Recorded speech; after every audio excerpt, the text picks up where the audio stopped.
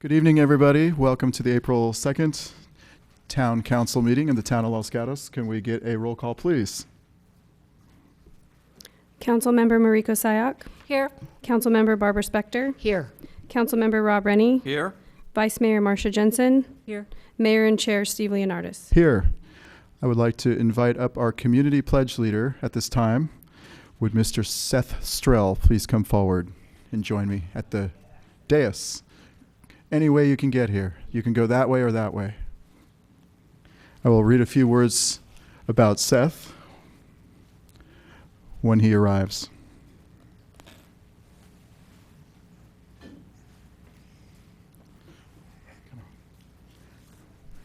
Seth is a first grader at Blossom Hill Elementary School. He is a fun little boy who enjoys school, playing, swimming, baseball. The A's are his favorite team, not the Giants, I guess.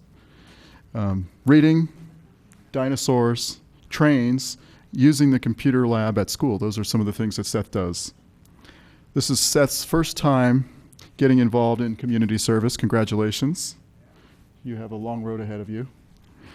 He is very excited to say the Pledge of Allegiance this evening at Town Hall on behalf of the residents of Los Gatos. And he wrote a letter to the president, talking about President Trump, right? Yeah. Urging him to be kinder and more thoughtful. All right, so Seth. we'll get a picture.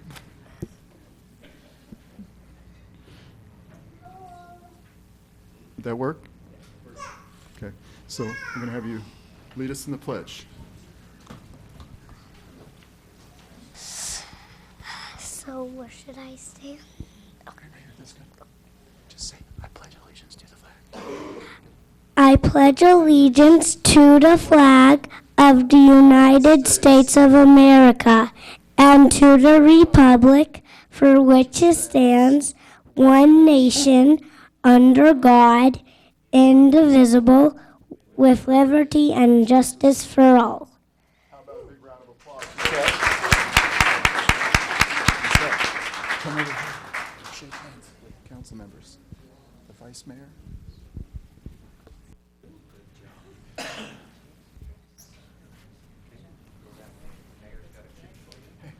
you share that with your sister, right? I don't have one. Oh, you don't? Oh, good. Then it's all for you.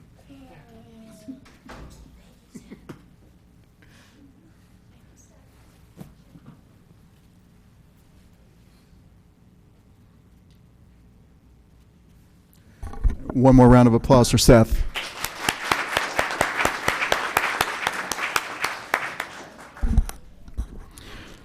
All right, next on our agenda is our consent calendar. Does any member of council wish to pull an item from consent this evening?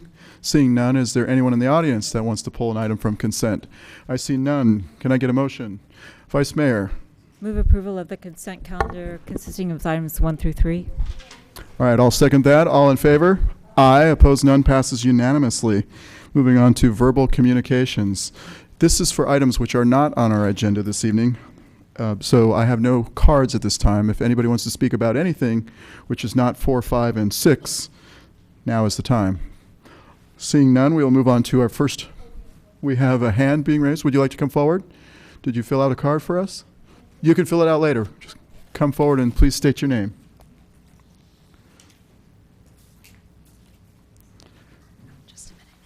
My name is Susie Tavana.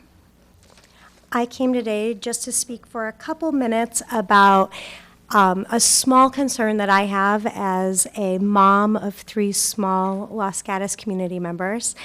I have seen like a pretty strong shift in playing fields going towards turf, and I just wanted to know a little bit about what the town is doing and what systems we have in place to look at artificial turf, look at shock pads underneath the artificial turf, and what kind of concussion training we are requiring of the people who are renting these facilities. One of the things that I do as a mom is sign up for different types of activities for my kids, and more I'm finding it harder as my kids get older to find activities on safe surfaces. And I just wanted the town council to be aware that there were parents that were concerned about this, and if there was some way for us as community members to get involved and be more active in making sure that our kids were playing on surfaces that were appropriate for them. All right, thank you, Ms. Tavato. We can have your information and we can have staff reach out to you with an answer. Thank you so much. All right, thank you. And that will close our verbal communications. We'll move on to our first public hearing, which is item number 4 this evening. And item number 4 is Plan Development Application PD 16-002, considering an environmental impact report for the project 16100 Green Ridge Terrace. So Mr. Sean Mullen will be giving our staff report. Thank you. Good evening. Before you tonight is a proposed plan development rezoning and an associated environmental impact report. The PD would allow for future subdivision of 1 lot into 8 lots and future construction of 8 single-family residential developments. The project requires approval of several exceptions for driveway lengths, cul-de-sac length, and cut and fill depths as discussed in the staff reports. Based on the summary provided in the staff report, staff recommends that the council accept the Planning Commission's recommendation to certify the final environmental impact report, adopt the mitigation monitoring and reporting program, and approve the plan development application subject to the recommended performance standards. This concludes staff's presentation. We are available to answer any questions. All right, thank you, Mr. Mullen. Does any member of council have questions? Councilmember Spector. Thank you, Mr. Mayor. With regard to the fire department, they have reviewed the driveway lengths and they don't have any objection. That's a question. Is that true? Yes, they've reviewed them. And they don't have any objections? No, they've signed off and approved the preliminary plans. Now, they did require some bulb outs, correct? Correct. Bulb outs and turnouts when you get over a certain length, and they've approved those. And then why does the fire department require the bulb outs? I believe it's associated with safe egress when you get past a certain distance to allow engines to pass a car that they may encounter on the road. So to allow the fire department vehicles to get in? Correct. I believe so. Does the fire department do any analysis with regard to the safety of the driveway in terms of egress for the homeowner? I believe that's part of a component of their review as well. Okay. All right, thank you. Vice Mayor. I had a question regarding, it's on page 5 of 9 on our staff report. In the middle of the page, it says, in considering the least restrictive development area for each lot, the applicant has provided conceptual single-family home and driveway locations. Based on the conceptual designs, the following exceptions would need to be requested for future ANS. So my question is that relevant to our consideration tonight? Because I know that the plan is that individual architecture and site would come forward if we approve the public plan development. So do we need to be thinking about exceptions that may be happening in the future to be considered on an individual basis? I believe it's a component of your decision tonight to look at the future development of the properties and consider their potential for development and the potential exceptions that may be required. The project designers have tried to show that each lot has an area where they can develop and tried to identify the exceptions that would be required for the future development, but under architecture and site applications, they would be looked at again. Follow up?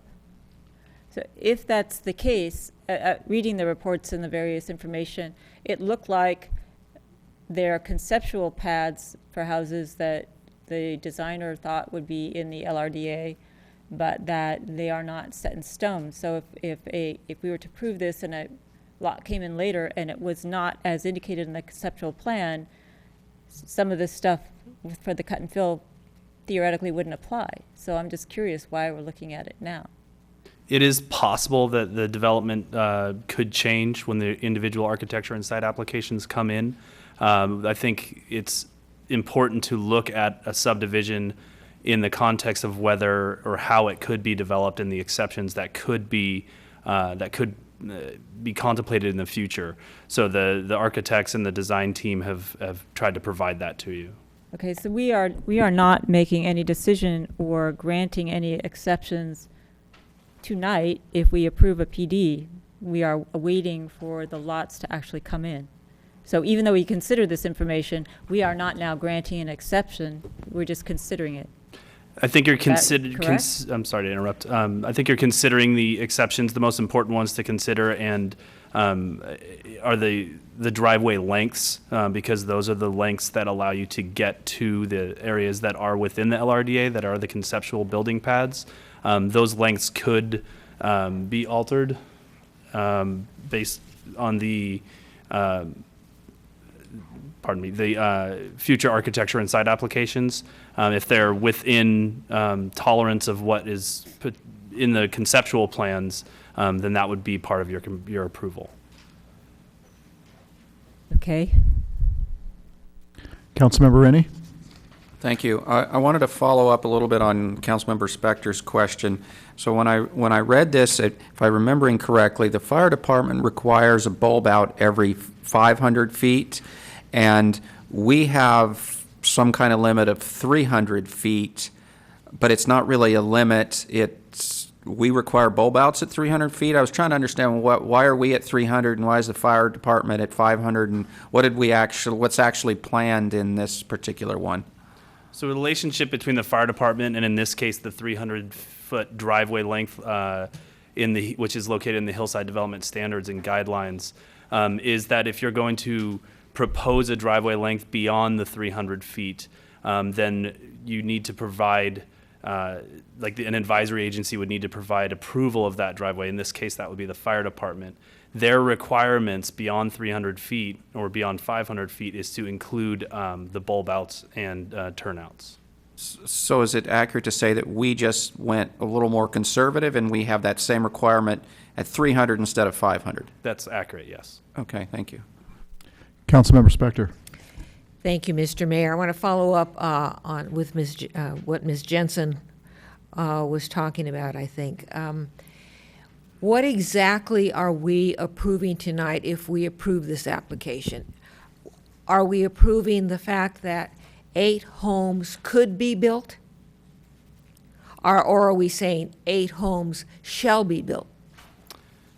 You're approving, should you act on it tonight, you would be approving a rezone from the HR 2.5 to HR 2.5 PD, which would allow for the applicant to submit for a subdivision into 8 individual lots from one lot. And then once the 8 individual lots were subdivided and created through the process, it would be allowing for a submittal of 8 individual architecture and site applications. And would those A&S applications have homes where the planning committee or whoever's making the decision would be looking at the home size and the home height and all of those and the home location? Yes. All right, thank you. Councilmember Sayak? Thank you. So the question process-wise is if you could just walk me through why staff chose to go through a PD route versus a regular subdivision. Is it because it's in the hillsides?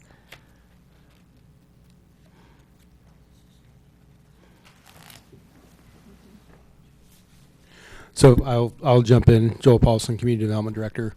When this application was submitted, we still required that any subdivision in the hillsides, those 5 lots or more, was required to do a plan development. We modified the plan development ordinance last year, but this project was so far down the pipeline. We have this one and we have one other one that is kind of in the legacy plan development ordinance. So that's why this was required to be a PD. And if I may, 2 follow-ups. The next follow-up, will this trigger our inclusionary policy? And does that happen once the homes come in for A&S or through the subdivision itself? We're now looking at our BMR policies. So the BMP would be triggered with the subdivision in new homes. Okay. And so in this case, they'd be, I believe, eligible for paying the in lieu fees. And so they would be paying 6% of the building valuation once the new homes came through. Once the homes, so actually once they're inhabited or? It's prior to certificate of use and occupancy. Okay. And then the last question, again, going to the driveways, I just need clarification. So when staff is looking at the LRDAs and the best location for those sites to be built, does staff do an analysis on the best access to get to there, or you take what's proposed, see if it meets our standards, and just focus on what's actually proposed in front of you? Because I know there was a lot of discussion about the driveway itself. We rely on, well, we look at what the applicant's proposing. And if there's some challenges or difficulties that we encounter when we're reviewing that information, we may make some recommendations or suggestions. The applicants provided reasoning for the lengths of the driveways in their letter of justification and project description. All right, seeing no more questions or comments for staff, we will invite the applicants forward. I have a card for David Fox, Gary Colsat, and Amanda Verdell. Excuse me? Amanda Musi Verdell. Verdell, that's the one. Musi Verdell. Got it. Thank you.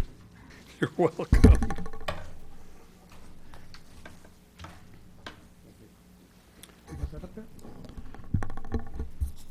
Can everybody see that? Okay.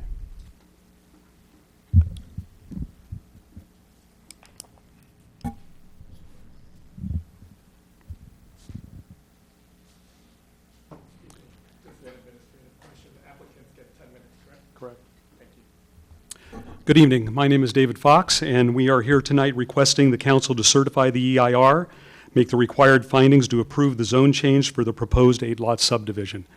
This item was seen and recommended for approval by the Planning Commission, and the proposal is for the creation of the lots only, and you're not approving any houses tonight. All the houses, as has been mentioned, that will be eventually built on these lots will have to go through the full town A&S process. I hope everybody had a chance to walk on the land and to see it and to walk around a little bit. It's 36.1 acres. It has an existing graded road system. There is water and electricity up there. San Jose Water has a water storage tank that supplies the Highlands development, and it will supply this development as well. There's access from Santella Drive and from Green Ridge Terrace, and there is substantial tree canopy on the site, mostly oaks. It's zone HR 2.5, and the slope density calculations allowed for 9 lots, but we're proposing 8. In the site design analysis, the design team focused on several things. We wanted to use the existing roads for circulation, no development outside the LRDA, minimize grading by using areas that have been previously graded or previously disturbed, to minimize the visibility to the extent possible, and to preserve as much of the tree canopy as possible. All of the lots meet the 2.5 acre net, and 7 of the 8 homes are in excess of that net. Lots 3 through 8 have been clustered together in a band that runs south to north along the property. And all of the grading exceptions that are being shown in the proposal, as you said, that they may or may not be needed. If someone, as Gary is fond of saying, if architects better than we are come and do a house that doesn't need those grading exceptions, then they will not be needed at all.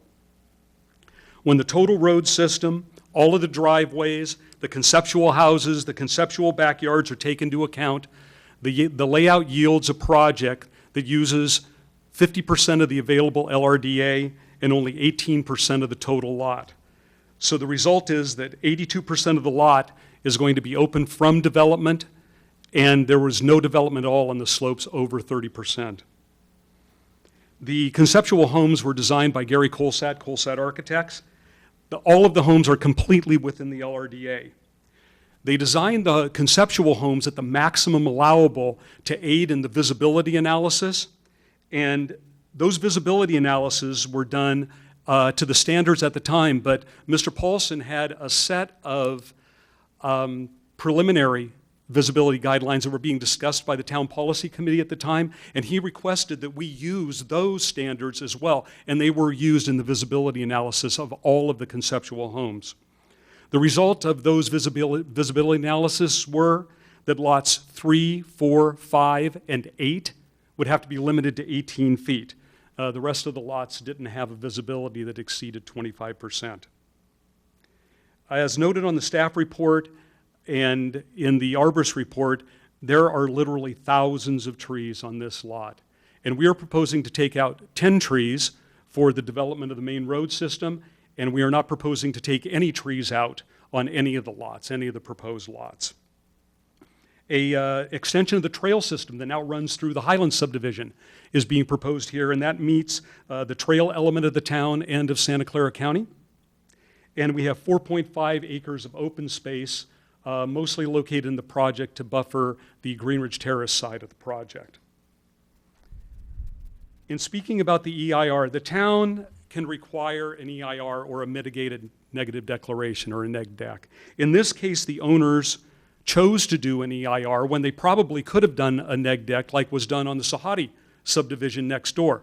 But the owners felt that they wanted to have full transparency and full disclosure for the public and for the town. And in that EIR, there's a list of potential significant impacts. And in all 12 cases, all of those impacts can be reduced to less than significant with the mitigation measures mentioned in the EIR. An EIR is also required to provide alternative projects. And in this case, and I'll read from the EIR for the 3 alternatives that were mentioned, if there was an adoption of any of the alternatives, would result in minimal or no change in the severity of the environmental impacts and would still meet the project objectives. In the Planning Commission meeting and in a lot of the correspondence, there was talk of the driveway lengths. Lots 1, 2, 8, and the shared driveway on lots 7 and 8 proposed exceed the 300 feet allowed in the hillside standards. The design team didn't make these decisions without cause. We made them for reason. And for instance, on lot 1, that home was pushed back. There are 3 possible home sites within the LRDA on lot 1. We placed it in the rear one to lessen the visual impact of the eventual home on the Greenridge Terrace neighborhoods. Either of the other home locations on lot 1 would result in a driveway of less than 300 feet. On lots 7 and 8, we put a shared driveway in there. There is room to build a full street with a full cul-de-sac that meets the standards. If a full cul-de-sac that met the standards was built, the driveway to lot 8 would be less than 300 feet. But we chose not to do that because the impact of a full cul-de-sac is higher than paving the street as a shared driveway. 3 of the 4 drives that are in excess of 300 feet can be made less so simply by moving the house forward on lot 1 or turning the shared driveway that turns 7 and 8 into a full street. On lot 2, the driveway is in excess of 300 feet. I hope you had a chance to walk out there and take a look at it. That location, there is a deep road cut and a system of old wood retaining walls that are failing right now. In that location, that's the proposed house location, it's not visible from anywhere in town. In fact, it has really low visibility from anywhere else in the project. So in looking at the project, what the design team wanted to do is they wanted to place things. They wanted to place the homes and the driveways and the streets in the least impactful areas that we could. Yes, it did result in some cases in driveways longer than 300 feet, but if it is the town's desire, 3 of the 4 driveways can be reduced to 300 feet or less. If we talk a little about fire safety, as Mr. Mullen mentioned, this was reviewed by Santa Clara County Fire Department twice, and in each case, it was approved. In their review was approved. In addition, all of the new homes have to be built to current fire code. All of them will have to be built with materials that are approved on the Wildland Urban Interface list. They'll all be fire sprinklered. There are fire hydrants proposed for this subdivision, and those fire hydrants are served by a 200,000-gallon storage tank that is on the site right now. It is the one that is controlled by San Jose Water. If we talk a little bit about wildlife movement, in the current discussions about the fencing ordinances, wildlife movement has become a discussion point. The lots in the subdivision are large. There are 3 acres or more. And if the eventual homes install fences that follow the spirit of the current rules that are under discussion, then most all of those lots would be left open. And because each home is coming to the town for a full approval process, the fences can be part of that approval process, and they can be discussed, and they can be set where the town feels that they are most appropriate. We're not asking for any change in zoning, only the PD is required by the town. When possible, we put the potential homes and the roads in the least impactful positions. Every proposed home will need to go through the entire process. An extension of the town trail is being proposed. The vast majority of the trees are being maintained. And in the end, 82% of this lot will be left undeveloped. Thank you for your time. If you have any questions, the entire design team is here, and we'd be happy to answer them. All right. Thank you, Mr. Fox. Are there any questions at this time? Mr. Rennie. Thank you, Mr. Mayor. I'm curious how you decided the open space to put up here. If I look at it, Lot 1's really big. Why didn't more of Lot 1 become open space that theoretically everybody could enjoy? Same with Lot 5, looks pretty big. You could have added to the open space. So how'd you decide how much open space to give? Is it just the steep stuff? You made it open space? Actually, if you look at the open space there, there's a fairly sizable piece of LRDA on that piece of property. But we just, like I said, we decided the 8 lots was more appropriate than the 9 lots. Certainly the open space could be increased on Lot 1 if that was a desire, but you have to have contiguous. That open space actually connects to the proposed trail. And if we put open space on Lot 5, we'd have to be able to get there somehow, you know, through a supplementary trail system or some other means. The amount of open space at the beginning there, that borders the Sahadi subdivision, and this area borders the Green Ridge Terrace. So we put it there for a buffer. I don't think I understand your comment on Lot 5. So if Lot 5's right next to the open space, why not push it partway into Lot 5? Oh, if I may. You're talking about this space here? Correct. Right here? Push more into Lot 5, yes. If that's... Does it make a difference in being able to sell the lot if it's got more No, acres in fact, on that it? lot is well over the minimum, and even with the easements and everything taken out, it would still be over the minimum. So an increase in open space on that particular lot would have no net effect. It can't be developed anyway. There's a tiny piece of LRDA right here, but the proposed house is over here. So that's not an area that's going to be developed anyway. So the real question was, how did you come up with what to give to open space? Why not give more, basically? I think that we felt that we gave as much open space as we could to create a viable lot system. Okay, thank you. All right. Any other questions for Mr. Fox? Seeing none, we'll move on to the public speaking portion. First card I have is Dave Weissman.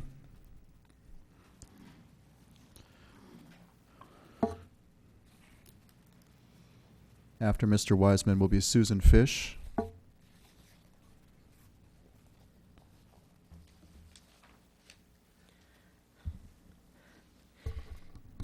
The EIR has 3 possible alternatives.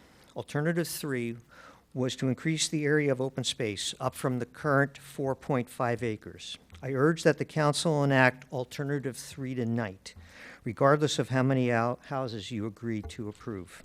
Why? Because one goal of the PD option is to increase contiguous open space, because 82% of this project area is outside of the LRDA and unbuildable anyway, as acknowledged by the applicant. So let's formalize the situation. In all cases, these areas outside the LRDA exceed 30% slope, and many slopes exceed 50%.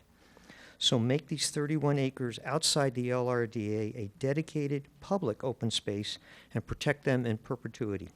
The displaced animals will thank you. And the proposed trail system is shown going through this open space area. And it's a reasonable accommodation that the applicant can be required to do, given all the exceptions that they are asking for. So, the mention of exceptions now brings us to driveways. The hillside guidelines define a driveway as a vehicular access road less than 20 feet wide and serving not more than 2 family dwellings. Pretty straightforward. And the hillside guidelines limit such driveways to 300 feet. Yet it has been disheartening to watch staff perform contortions in an effort to put a positive spin on illegal driveway and cul-de-sac lens proposed for this project. For example, the driveway to lots 7 and 8. By making the artificial distinction of a shared driveway versus an unshared driveway, a distinction that is nowhere made anywhere in the hillside guidelines, staff and the applicant can now claim that the driveway to Lot 7 is legal at 256 feet in length. But by the hillside guidelines definition, the Lot 7 driveway is 961 feet long, and the driveway to Lot 8 is 1,100 feet long. And both of those are an exception of even cul-de-sacs. What is the purpose of providing the deciding body with misleading information? Plus, the applicant, as recently as 3 weeks ago, in their letter of justification to the Planning Commission, stated that all of the project's proposed driveways were less than 300 feet long. No wonder the Planning Commission was confused at their March 11th meeting.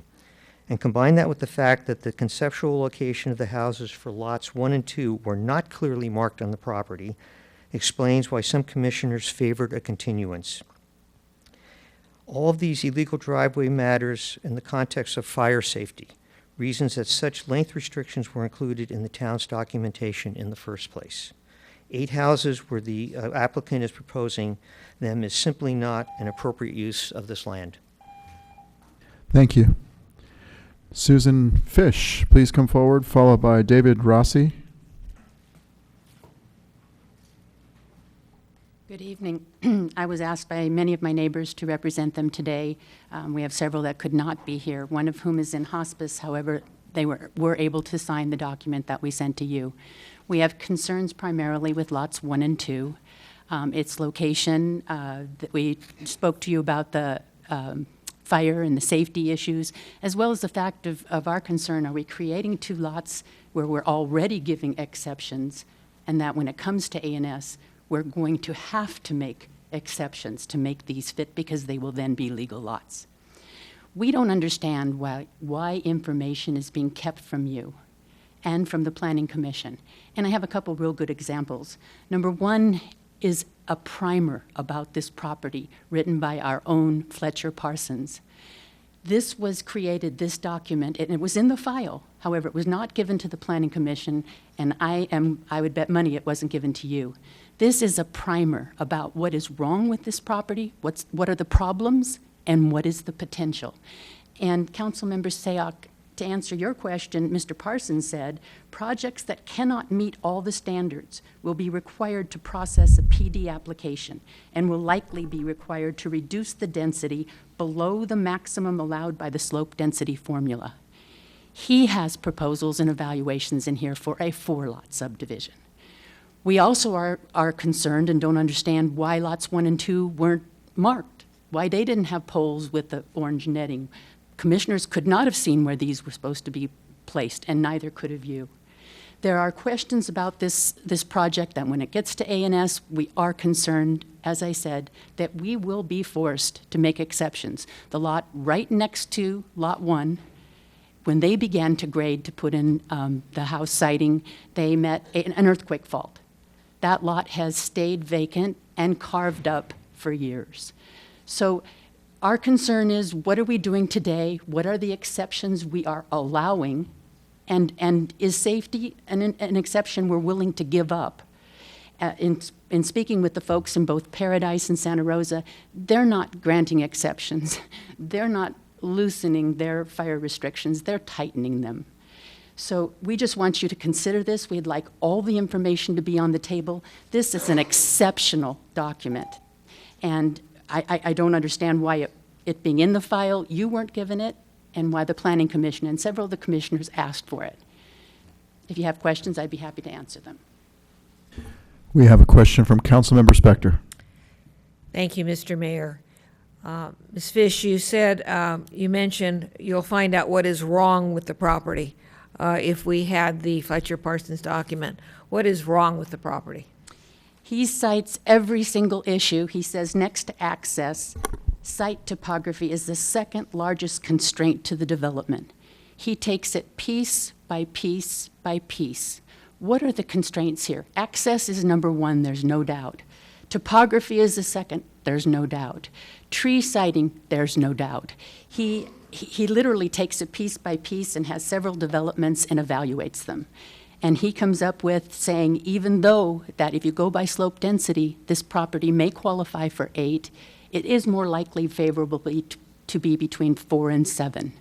And he answers most of the questions that, and many of the questions that you've had tonight. They're in this document. I believe that if I were to characterize the letter you sent, you and your neighbors, the main issues were with lots 1 and 2, correct? That is correct. And with regard to those lots, the main issue was the length of the driveway? Among other things, in granting them legal status, if they were approved as lots, we believe there will be significant grading issues, especially with Lot 1 being next to what we know is a known earthquake fault. There will be significant tree removal. There was one statement made in the applicant's letter to you that said that the parcel was first submitted for division in 1970, and that in the 70s, and that it was during this first development that the current road system was graded into the site. That's simply not true. The grading has been done over the past 30 years, most of which the code enforcement officer was notified. The first subdivision was strictly focused on sewers and storm drains, which would cost more capital than they had, and they went bankrupt. So All most right, of the grading you has answered been my question. illegal. Thank you. All right, we have a question for you from the Vice Mayor. What's the date of Mr. Parsons' document? May 20th, 2011. Thank you. All right, thank you. Thank you. Mr. Rossi, followed by Dennis Byron. Hi, my name is David Rossi. Thank you for seeing me. I'm in support of this project, and I think the real beneficiaries of this project aren't even here, which would be the people that want to live in Los Gatos. It's a wonderful city. It seems like this project has been under development for 40 years, and I think the council should applaud the responsibility of the applicant to hire these gentlemen to solve some very complicated problems. I was an earthwork contractor for 20 years and worked on very many complicated projects. I heard about this project in the process of investing in some land, and I met Jim, the owner, through that process. He was very accommodating, he was very supportive, he was very kind, he was very open with what he was doing. And as a grading contractor, I questioned and looked at many things, and as a grading contractor, I supported many of the things that they were doing from a non-invasive perspective. These projects are very complicated to make work, and I think the gentleman here, and my own experience with development is, it's kind of like a 64-cube Rubik's Cube that's very complicated to solve all the problems for every person with every issue. And it seems like the most complicated problem that people are harping on is a driveway length. I heard the Fletcher Parsons report said that if it doesn't meet all the conditions, then to do a PD, and I think they did that. It seems like an incredibly responsible applicant with an incredibly responsible plan, with an incredible application to detail that I think a city like this would really benefit from having this type of developer in this town. Thank you. All right, thank you. Dennis Byron, please come forward. This is the last card I have, so if you have cards and you'd like to speak, please bring them up. Hi, I'm Dennis Byron. I've been a member of this town for about 60 years, I hate to say, but I've looked at this project many times, and including in the 1970s.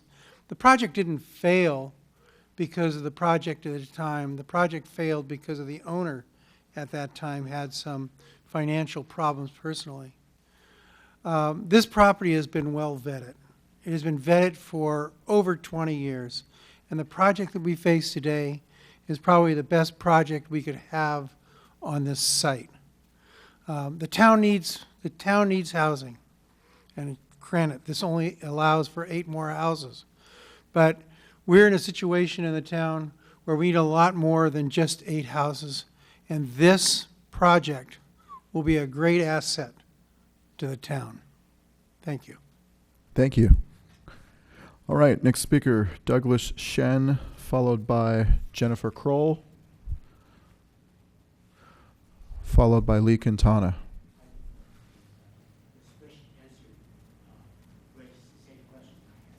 Okay, so you're waiving your time? Okay.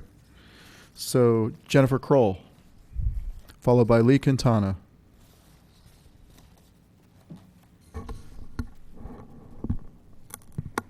I'm Jennifer Kroll, and I'm the owner of the lot right adjacent to Lot 1 on this project. Bottom line is I've been a business owner, and I've lived here all my entire life, and I'm in favor of any development that is good for our community. We do need housing. We do need responsible development, and I think these owners have done nothing but that, and the team that they've hired have done a very conscientious job of making sure there's great open space. They've worked with all the neighbors. They've done everything they can, and I'd like to see our town approve this. I feel that our town in past years we've been advocating as a culture of no instead of a culture of yes and good progress and good development. I'd like to see us move towards that more so than trying to make things, try to say no for things that are really ridiculous and mitigated by different professionals. So thank you. Thank you. Lee Quintana.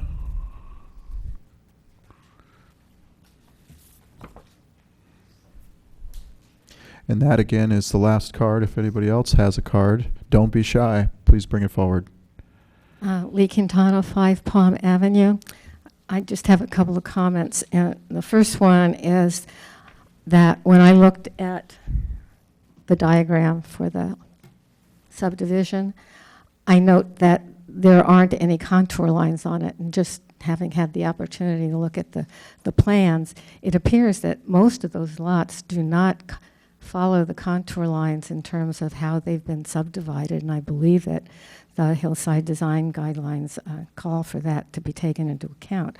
I agree with the comments about contiguous open space. I agree with the comments that I don't remember the name of the lady who spoke, but her comments. The other two comments that I have is it may be consistent with the fire regulations at this current time, but how long ago were those regulations put in place, and would they still be adequate for what we now know is a serious wildfire situation up there? And lastly, I think that the Planning Commission was concerned about certain things, and they were assured that they would have a chance to address them when it came back to them at ANS. I don't think they were aware of the fact that once you approve the PD, then when the subdivision comes before you, you have no latitude to change those lines. I mean, because it's consistent with the PD that you just approved. And I think that somehow, to me, seems like we put the cart before the horse, because once you approve the PD, those lot lines are in stone, because you can't meet the requirements to deny it when it comes for subdivision. All right. Thank you. So I'd like to invite the applicant up. You have 5 minutes to rebut anything you've heard or answer to any.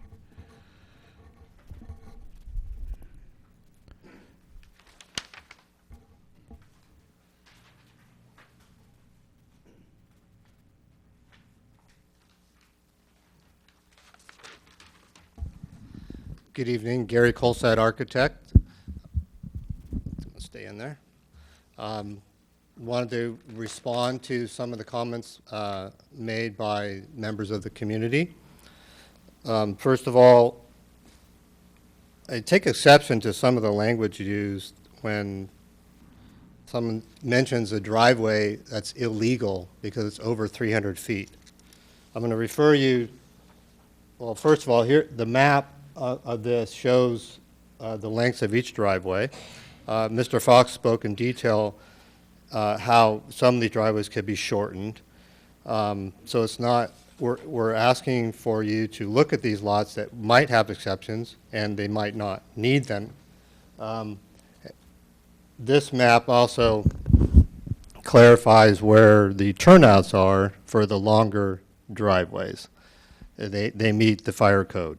I'm going to take this off for a second and show you page 23 of the Hillside Standards Design and Guidelines. There's a guideline that says the maximum length of a driveway should be 300 feet unless The deciding body makes specific findings for deviation and places additional conditions, such as turnouts. So nowhere does it say it's illegal to have a driveway longer than 300 feet. The exceptions that we're asking for are conceptual of the homes. Again, they may not be needed with different designs. And I'm noticing a trend in homes that are scaling downward a little bit. We've designed these homes 6,000 plus square feet. So when someone comes in for an A&S and asks for 6,000 square feet, there's no surprise they can fit that. However, if they go for less, then there could be less exceptions granted. We were just trying to see what it would take to put a 6,000 square foot house on the property. I wanted to also mention that all 8 house pads were staked. The corners were staked. They were not put up with netting. This was at a request by the planning staff to help assist in help visualizing where the house pads would be. In addition, after the Planning Commission meeting, we put up placards that identified each property lot more clearly, and I hope that helped in your tour. We're happy to answer any questions about any of those lots if you do have any of those. This project really is beneficial for the town. It's beneficial for the local economy. It's going to create jobs. It's going to create revenue for the town. And it's done with all the care that you can expect from the team, myself, Mr. Fox, and Mrs. Amanda Musset-Verdell. We have looked at all the egress issues. The fire department is putting out seminars lately for people in the hillsides, how do we get out of a firestorm. The number one way to go is by foot, not by car. We have several access points, exit points on this property. You can go down Greenridge Terrace. We have a trail system that can go through this property. You can go down Francis Oaks. You can go out Santella, and you can actually escape out the Sahadi property.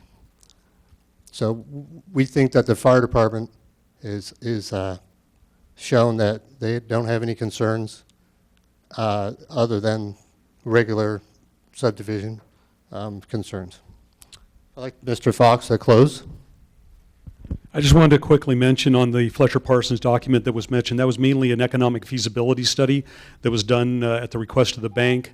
And in that, there are 2 exhibits in there. It was mainly for a 4-lot subdivision versus an 8-lot subdivision. Getting a 4-lot subdivision approved faster with a market consideration. And on those exhibits, it said the remainder parcel is open for future development. So it was really 2 4-lot subdivisions or an 8-lot subdivision, which has more permanence, or a 4-lot subdivision, which could be approved faster.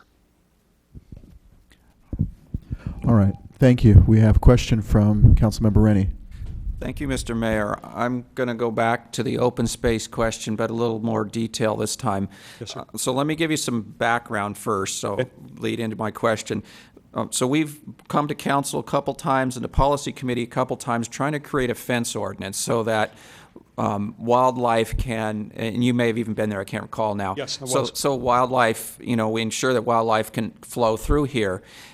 We're having a really tough time with sort of a one-size-fits-all kind of ordinance. And I had suggested, at least at the policy committee, that we ought to put something in our PD ordinance to make us think about it during the PD. Well, guess what? Here's a PD. This is a great example. So instead of trying to make a one-size-fits-all fence ordinance, I'd say, look, you're dedicating open space. When I met with you and your applicant team, I asked about fencing here, and you said, oh, these lots are so big it'd be ridiculously expensive to fence it. If you're not going to fence it, what would be wrong with dedicating strips of open space? I can see continuing the open space. I wouldn't go into lot 1 and 2 going from left to right, but what if you went through lot 5 and 3? So you could go all the way across this property. I'm assuming there's no problem with a driveway that goes through open space. And then you'd have for sure, nobody could fence this. I don't know what the right size, if it's 10 yards or some amount along lot 5 and 3 all the way to the edge. So then you would ensure that it couldn't be fenced. You'd have animals, your wildlife be able to flow. You could do the same thing along the top edge of 1 into the current open spaces and along, let's say, the backside of lot 8 that's furthest from the house. You could do the same thing and then ensure you effectively have wildlife quarters in here. Why couldn't we do this? We came up against this exact thing when we came to council for the Highlands subdivision next door. And the same kinds of questions were asked. The remedy in that case was that we put scenic easements on those lots. For instance, this lot right here, this is lot 14 of the Highlands. The entire back of this lot has a scenic easement on it. In other words, no development can be put into that area. Los Altos Hills has a similar kind of system where they put scenic easements on the back of lots that abut creeks or are in areas that are sensitive, wildlife movement, that sort of thing. And they are essentially open space. But it's assigned to each individual lot so that the scenic easement can follow contours, it can follow natural obstructions, it can include or exclude things that you might want, like a stand of trees, for instance. So the scenic easement thing, I think it would achieve exactly what you're saying, and it could be applied to every single lot. Okay, so I'll ask staff about that when we get to that. Okay. Staff questions then. Thank you. Councilmember Spector. Thank you, Mr. Mayor. Following up on that, why do a scenic easement as opposed to allowing for the open space to be extended? That was merely what we did on the Highlands development to solve the issue that Councilman Rennie brought up. It could certainly be open space.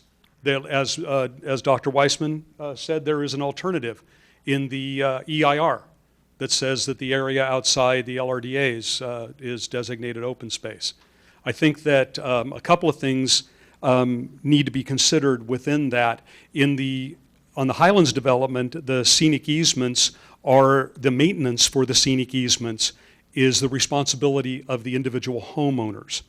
So if it gets overgrown or if things need to be trimmed or cleaned out, tree falls down, that's the responsibility of the individual homeowner to do something about that. The Highlands development has about 30 acres of open space. As you drive into the development, it's everything that is off to your left there that goes up to Kim Haley's house. And that is maintained by the HOA. So there is a difference between the maintenance between a scenic easement, at least in the case of that subdivision.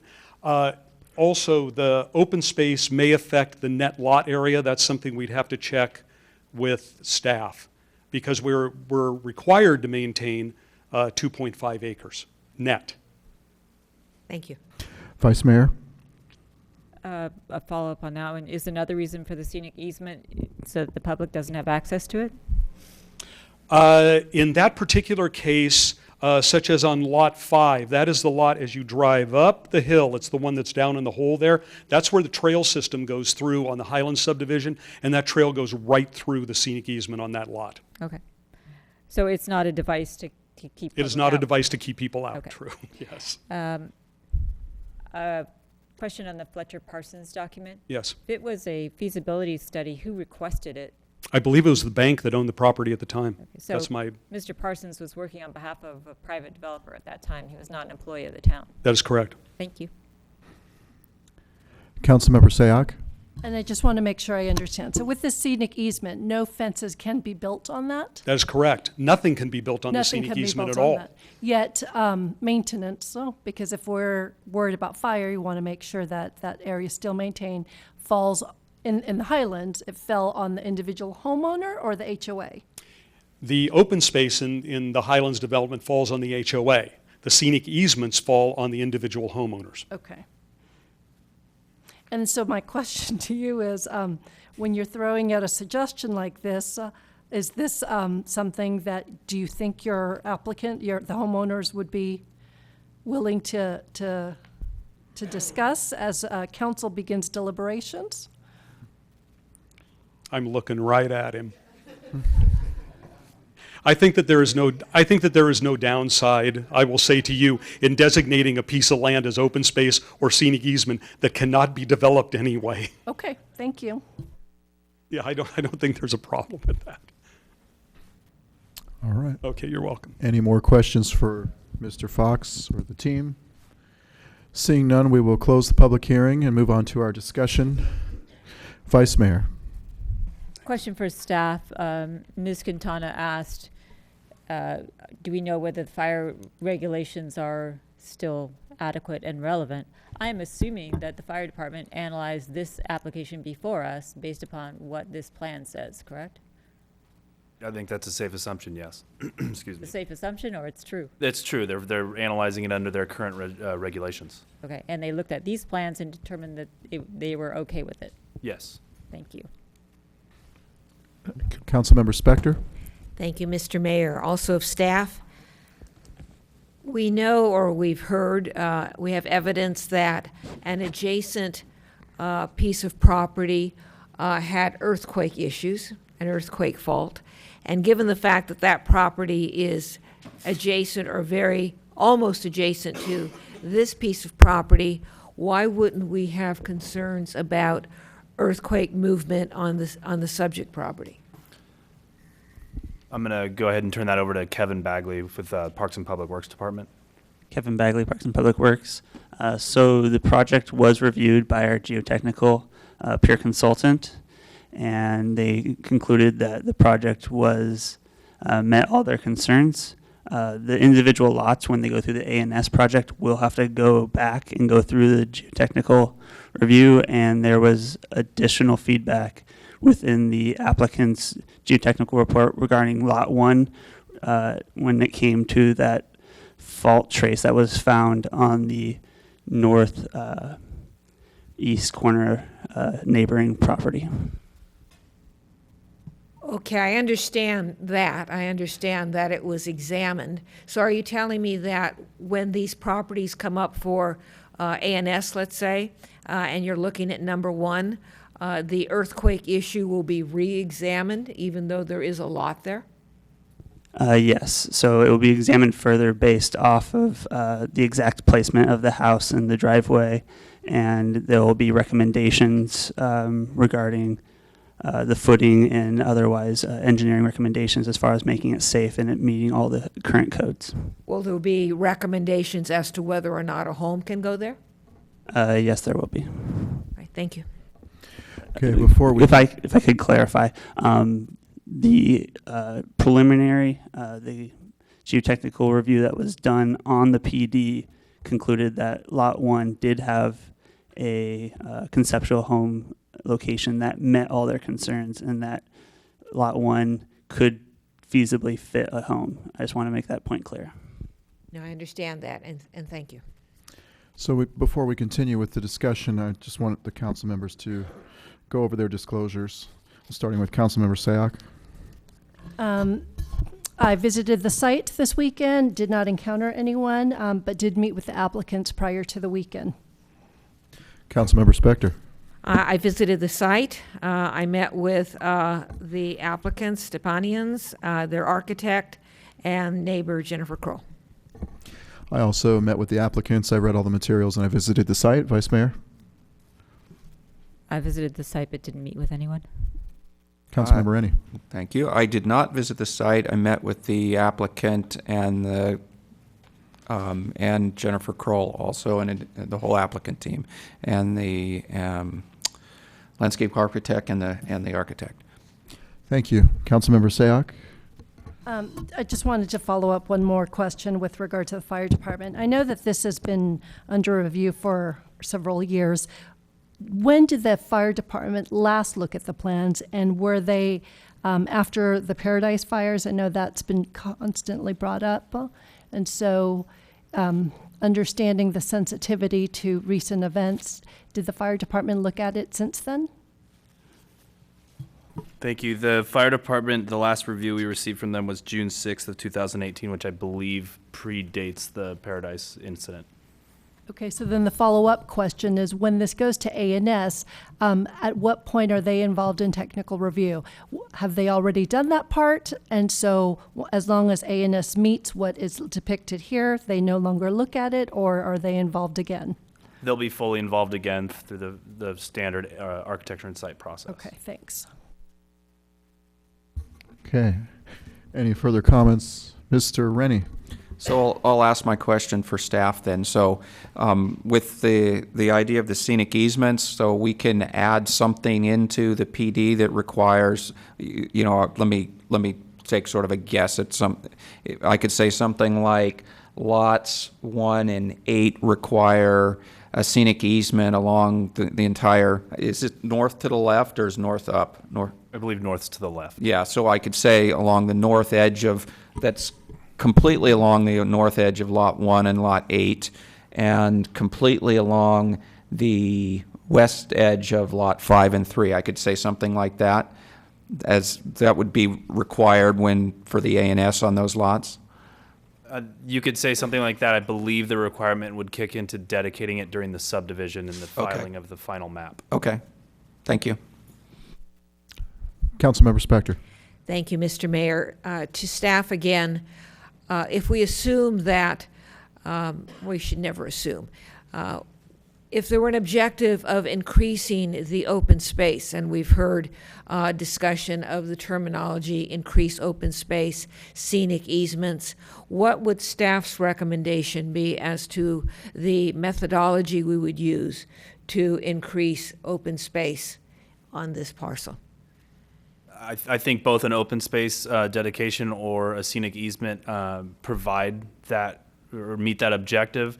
There is some implications with open space easements that it would reduce the net lot size, although most of the lots are well over the minimum lot sizes. The scenic easements could perform the same duty, and then the actual allowed uses within those scenic easements can be defined through the easement language when you record the map. Are you recommending a scenic easement versus an open space easement, one or the other or both? What's your recommendation? I don't have a recommendation either way. I think the scenic easement may be a little simpler in that it would not reduce the net lot area. Thank you. Vice Mayor. Just a follow-up question about open space easement versus scenic easement. If a scenic easement is maintained by the individual homeowner, the open space easement would be maintained by who? The town? That would be something defined in the language of the easement, but speaking through the town attorney, it would be the HOA. The HOA. Okay, thank you. Right. Does anybody want to make a motion on this one? Yet.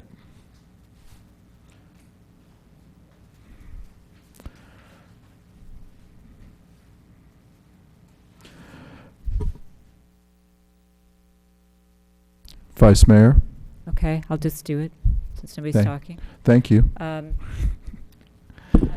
would move that we adopt a resolution to certify the final EIR, make the CEQA findings of fact that are in Attachment 4, Exhibit A, adopt the mitigation monitoring and reporting program, which is Attachment B, make the required finding that the zone change is internally consistent with the general plan and its elements and other required findings, Attachment 3, introduce an ordinance by title only to effect the zone change and approve the application, subject to the performance standards and development plans, Attachment 13, as otherwise modified by the Town Council.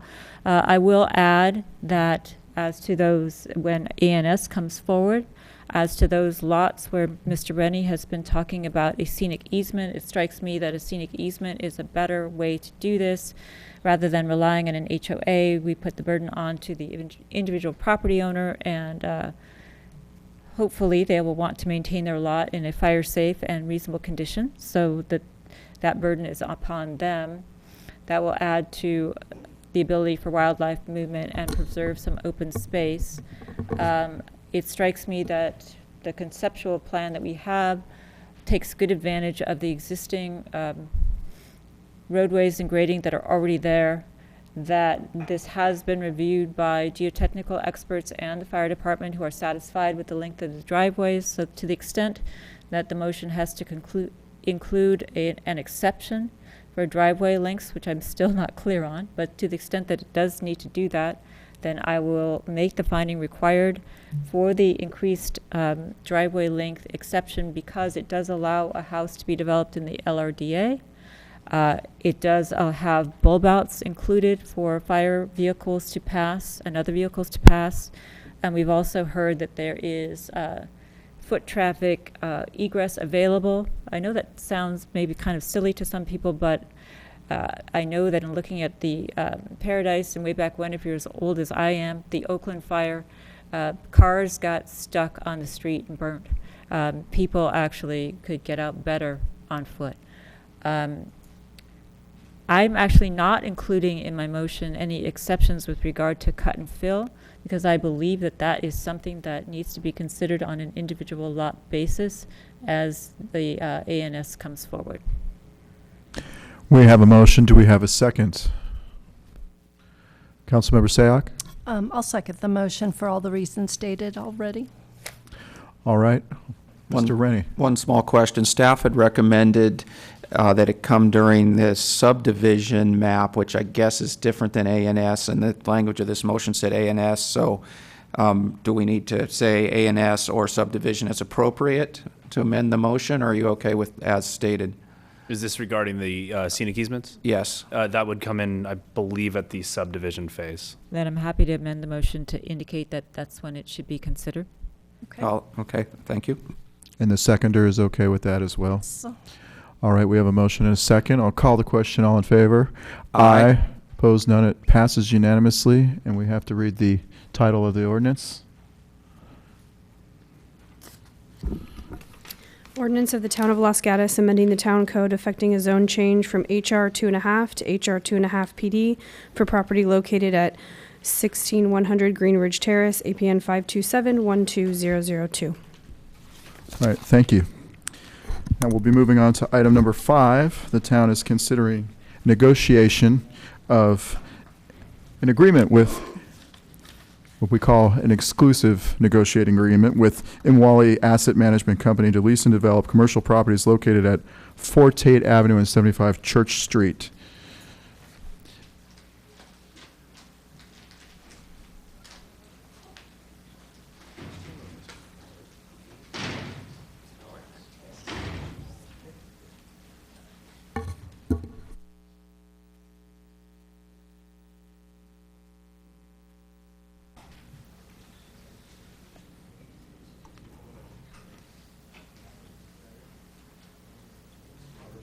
Yes. Our town attorney, Mr. Robert Schultz, will be giving the staff report this evening.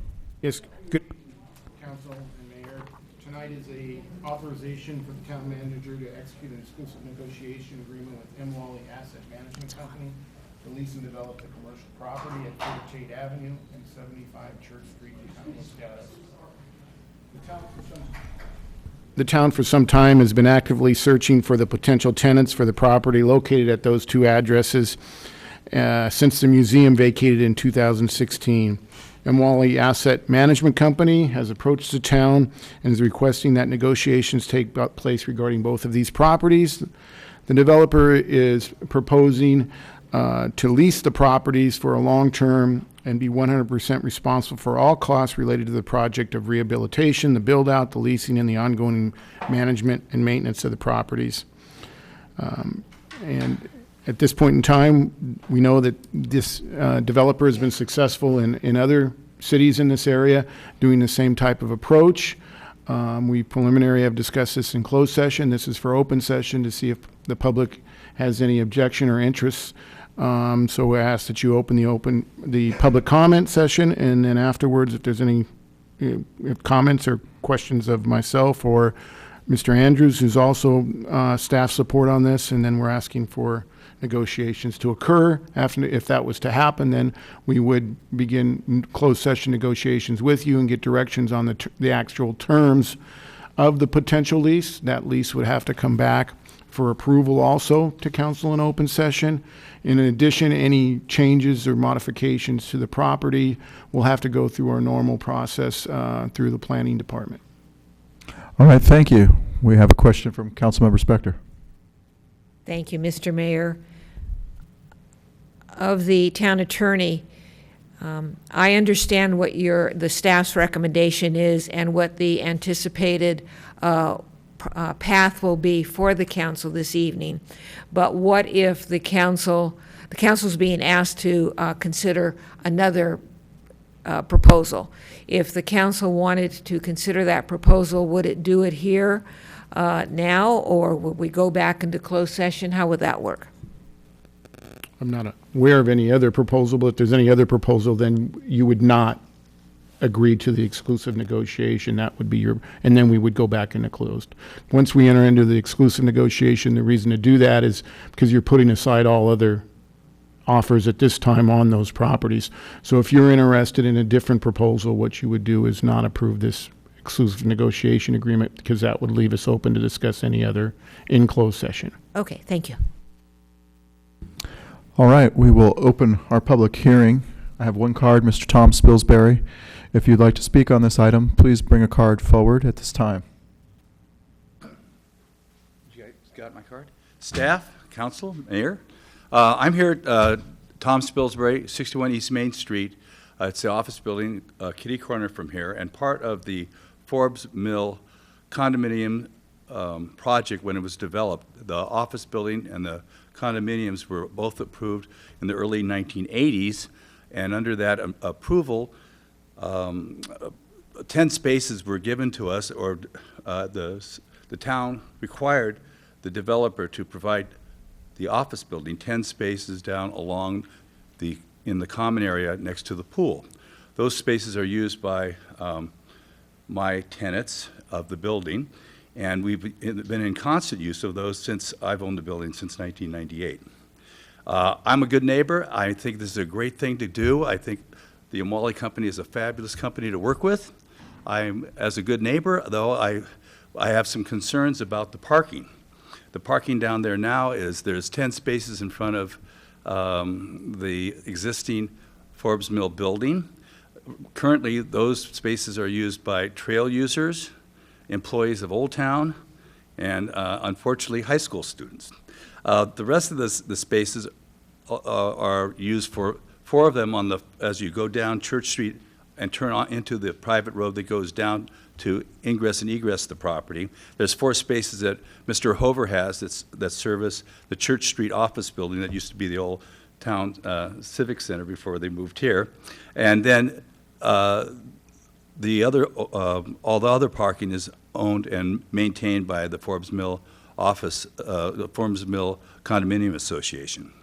So I've worked with the Condominium Association for the last 20 years, trying to enforce the parking, keep it open. And what our concerns are, and Joe Haggart is here as a representative of the Condominium Association. He's been a resident there for many years. Is under the same guise. We're very much supportive of having something done with the building. It's a vacant building is not good for anybody. We think it's a great opportunity for the developer, but we are kind of stakeholders in the game because we share the same parking areas. Although we have our own restricted parking, they have their own restricted parking. With the lack of a bad word, good fences make good neighbors sometimes, but good boundaries make good neighbors as well, and good parking regulations are together so we don't get into parking wars and towing and all these other things. So we'd like to be included as neighbors in the negotiation when it comes to the parking issues and how that will go with the lease. So we understand how that is, and we protect our parking and also respect and protect their parking. And as I think that's a fair way, we urge you to think about that, and thank you very much. My time's up. All right, thank you. Mr. Rennie has a question. Mr. Rennie. So when I think about the parking, now what if we plan uses that maybe can share parking? So assuming, let's, for example, well, maybe your other friend wants to talk about it, but if people from the Forbes Mill condos are off at work and the use is something during the day and you got a bunch of empty spaces, why couldn't you share? That's exactly how I have the 10 parking places that are along the east side of the pool now. Those 10 parking places I have them as per an easement in perpetuity, that's hard to say, 10 times fast, but I have those parking spaces from 6 in the morning to 6 at night, basically. So my tenants can use them during the day. And that was done so we could keep those office workers off Main Street and Church Street to provide that parking for the local retailers and commercial uses. So that's why they walk down the stairs that go down, which is a public access stairway that goes between my building and the Posteria Market and drops down into the parking lot right above where you enter the footbridge. So what you're saying is the shared parking's already being shared? Yes, sir. That's correct. Okay, thank you. All right, Don and Wally. Hi, my name is Don M. Wally. Address is 118 Masol. I'm the applicant tonight, and wanted to just first say thank you for the consideration you're giving our company and this opportunity. It's been a pleasure to work with staff to look at the property over the past few years. I think that we certainly bring the experience needed to work with these structures and honor the historic integrity and also breathe new commercial life into them. We've done similar models most recently with Morgan Hill, where we master leased a shell from them and brought tenants to the building. We were ahead of schedule and under budget, and we are now have in less than 2 years paid back our investment and are now in the revenue share portion with the city, with the town of Morgan Hill. I've got the team and financing in place and experience to work in a master lease situation. We're quite active in small-scale urban infill retail and office projects throughout the South Bay, and have been for years and will be for years to come.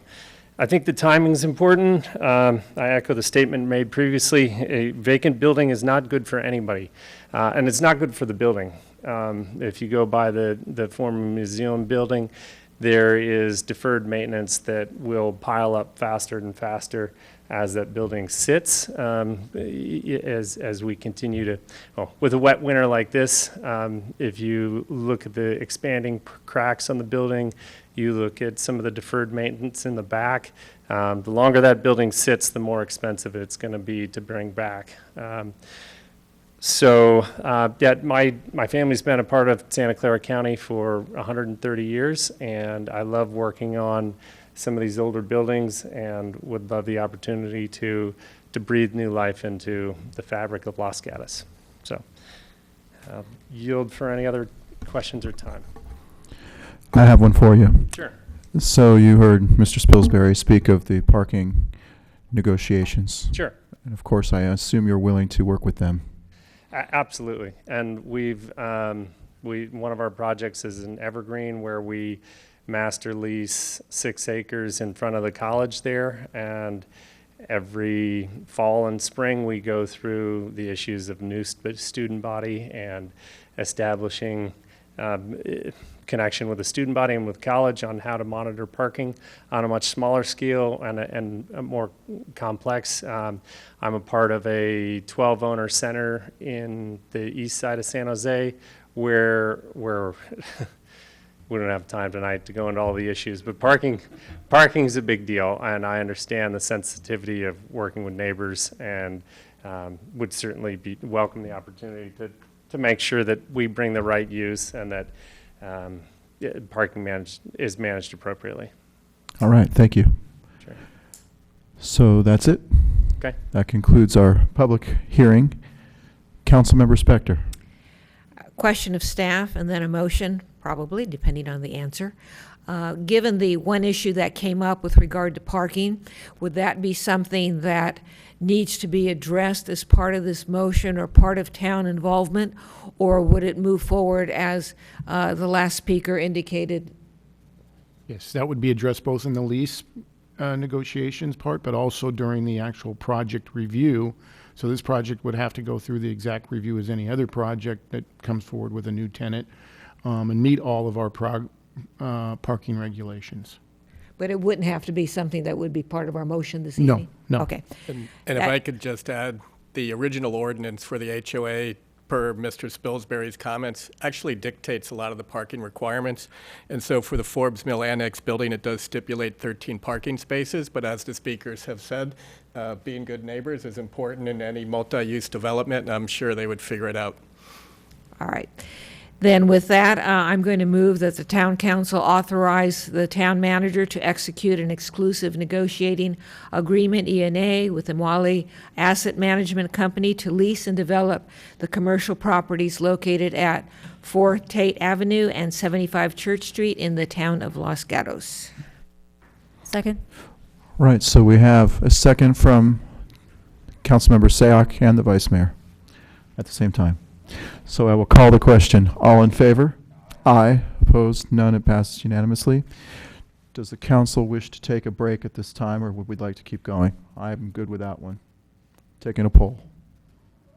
Keep going. Okay. Moving on to item number 6. The minor residential development application for the project located at 11 Peralta Avenue.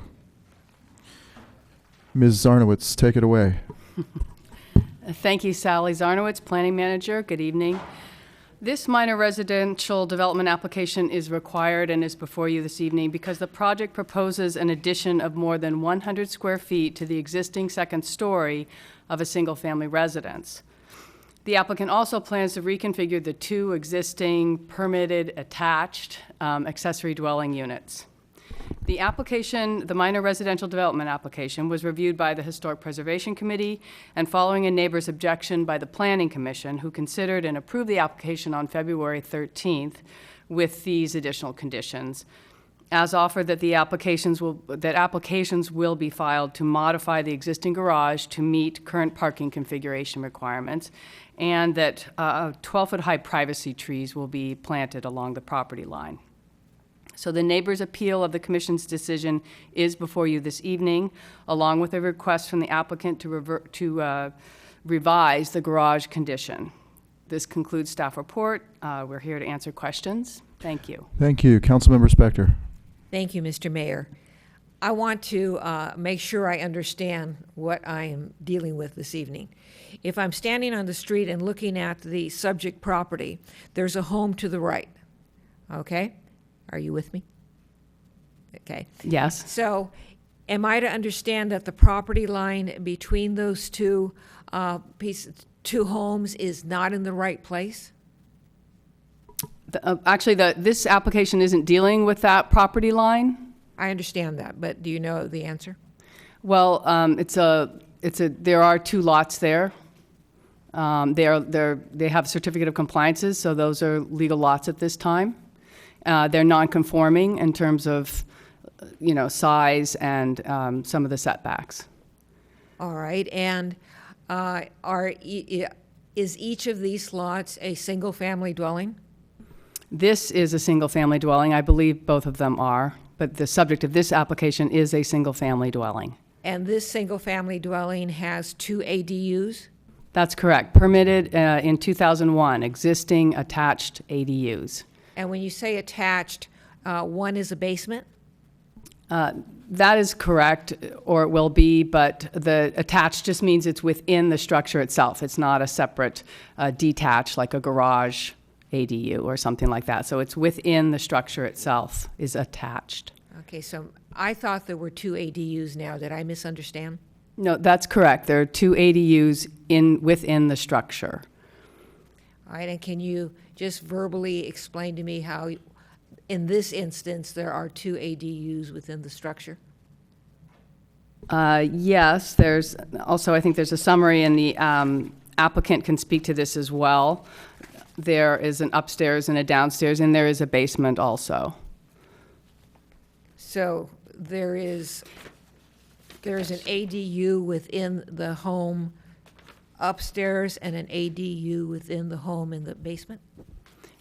Yeah, the upstairs will be the single-family dwelling, and then the main floor would be an ADU, and the downstairs would be an ADU.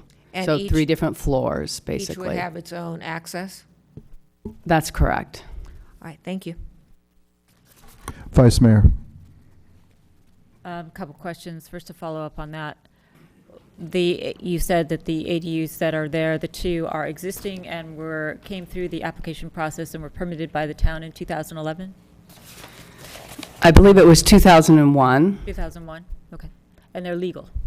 That's correct. So I'm assuming because they're ADUs and legal, they already have separate entrances? That would be correct. Yes. I just want to understand better how we are here tonight. This house is a minor residential development application. So theoretically, it could go through DRC, is that right? Actually, it's essentially an administrative approval. There is a notice of pending approval that is sent to adjacent neighbors, and then a decision is made by the director without the So- Development Review Committee. Again, if you're as old as me, it's the process for this former process for a two-story addition was send the notice to your neighbors. If nobody objects, you're good. If somebody objects, you go to the planning commission. And that's what happened here? That is correct. One person objected. And the reason it went to historic preservation is it's a pre-1941? That is correct. Is it designated historic? No, and it's not in a district. It's just pre-1941. Okay, so because the one neighbor objected, it went to planning commission. Planning commission had a hearing, and now that same neighbor is appealing, so it's before us. That is correct. And with respect to Peralta Avenue, I looked this up and I just want to make sure. Peralta Avenue does not have residential permit parking on it, correct? I looked up the Almond Grove Permit Parking District and Peralta did not seem to be in it, correct? I could look to Public Works. The policeman's back there, he's going to tell me. Yeah. I believe it's not. I just want somebody to confirm it for the record. Yes. That it's a publicly available street to park on. That's correct. Okay. Thank you. Councilmember Rennie? Thank you. One question now. So the Planning Commission required, what was the language you used, that the garages be filed, I think, and then there was we got a letter about somebody asking to have it changed to before an occupancy permit could be given, that the garages, I guess, be completed. Do we have some concern with the language from the Planning Commission that the garages might not actually get done? Well, the condition from the Planning Commission does require just to pull the permits, essentially, to apply for those applications. It doesn't hook it to the certificate of occupancy or the final building permit. But at the same time, as is noted in the staff report, this application doesn't require any changes to the existing non-conforming parking on the site. So let me ask a second sort of administrative question. So this is an appeal of the Planning Commission, so we have to make, we could deny the appeal, but because we can't make any of the three possible findings, correct? If we deny the appeal, are we able to ask for any changes to the Planning Commission conditions, such as modifying this to be garages completed before occupancy permit? It would be my understanding, yes. I'm looking at the town attorney. Yes, if that was council's desire, they could make that change. So we would deny the appeal but require that change. We could do that. Okay, thank you. All right, I will call the appellant up. Mr. John Fox, you have 10 minutes. Thank you. I'm not related to David Fox, by the way, just a coincidence. Good evening. My name is John Fox. My wife Donna and I live at 9 Peralta Avenue, immediately adjacent to and below and south of the 11 Peralta project, where we have lived for the past 23 years, and in downtown Los Gatos since 1987. The bottom line for us is that we would hope the council would require the applicant to add 6 feet to the height of the privacy tree line at issue to resolve our privacy and mass concerns. As to the lack of garage is concerned, which affects the entire neighborhood and has been the subject of much debate, we urge the council to codify by way of a condition of approval and occupancy the construction of 3 garages to support the 11 Peralta rebuild, as the applicant has in the last several weeks invited in a change of position since the Planning Commission hearing on the 13th. I'll come to that, because he's asked for 3 things new since the Planning Commission hearing that he's asking you to do tonight. But we do very much think the appropriate action for this council to take tonight is to send the matter back to the Planning Commission, because there are now 4 issues which the applicant has either put in motion, which arose at the conclusion of the Planning Commission hearing, or 3 of the 4 which have occurred since the time of the February 13th Planning Commission hearing, which the Planning Commission has never had a chance to review on or to pass on. You have no record, you have no information to guide your discretion as to any of those issues. We are here tonight because we believe Tony Jeans, representing the applicant or applicants of 11 Peralta, actively misled the Planning Commission with a last-minute exhibit addressing our privacy concerns. That exhibit was not even part of the desk items, and Mr. Jeans did not have the courtesy to show it to me. The exhibit was so compelling, the chairman of the Planning Commission had it marked for inclusion in the record because the commission wanted to rely on it, and even while the chairman, wary of the exhibit, questioned Mr. Jeans very closely about it, you could see he knew there was something wrong with that exhibit, but he just couldn't figure out what it was because Mr. Jeans then fed him entirely false facts about his drawing. He said, "Trust me, I'm a mathematician. I'm going to show you tonight the math and the trick that was done." The 2 tricks, actually, were false math, and the Planning Commission heard and relied upon that false information to arrive at what it thought was a fair compromise as a result between the applicant and Donna and me, based on the doctored drawing that I'm going to show you. There are 3 drawings of interest on the screen. If I can get that up on the computer, and if you'll tell me how I manipulate that. And do the council members have it? And apologies. Okay. Does the applicant get 10 or just the applicant 10? Because right now I've been scheduled for 3. 10. I will increase it, sir. And do they all have copies at their desk? They do. Okay, thank you. The first is Mr. Jeans' drawing, which appeared in the corner of the submitted plans at C1.0. The upper left-hand drawing shows the lower level patio planned for 9 Peralta, rising about 9 feet above the slab and about 4 feet above ground. You have to remember the plan here is to pick up the Victorian house, move it over 3 feet for reasons known only to the applicant, dig a basement and create an apartment in an English style with a little less than half a floor above grade.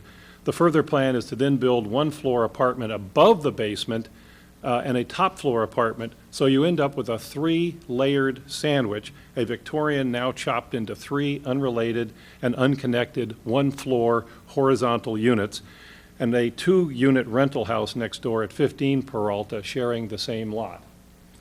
And you can see that on this draft, this drawing. Here's the lower level, also known as the basement.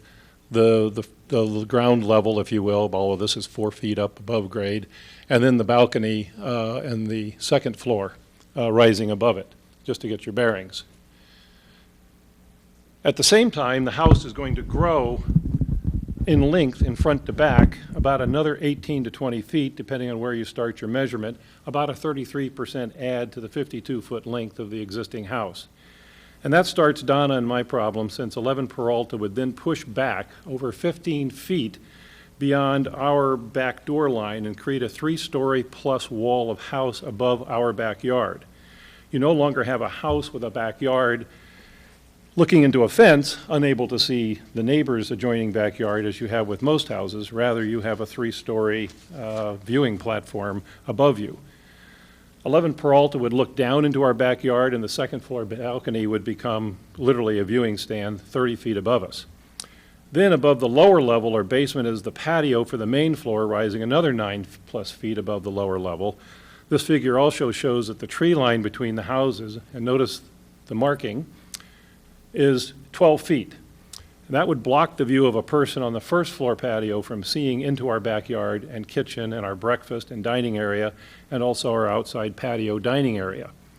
Then above the patio level of 11 Peralta as proposed, the main floor is the second floor, and a balcony hoisted another 9 feet above the 11 Peralta grade and almost 30 feet above the grass in my backyard. My backyard is 7 feet below the 11 Peralta grade. We're down the hill. And then the height of the attic to the ridge line looks like about another 7 feet. So maybe there's 37 feet of building rising above us. 7 feet from our grass up to their grade, 4 feet for the basement, 9 feet for the first floor, 9 feet for the second floor, and 7 feet for the ridge line. The sight line Mr. Jeans has drawn shows the 12-foot tree would allow the person on the second floor balcony an unobstructed view into our backyard.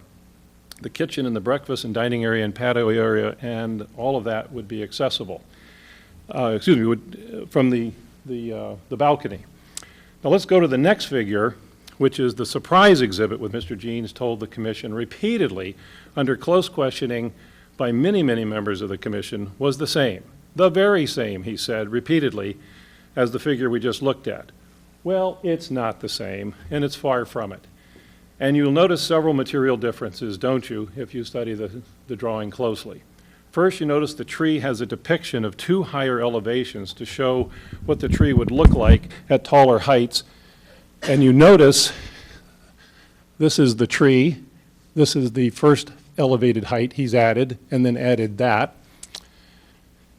And under very close examination, he testified that that tree was 10 foot tall. Notice it's not marked, unlike the first graphic.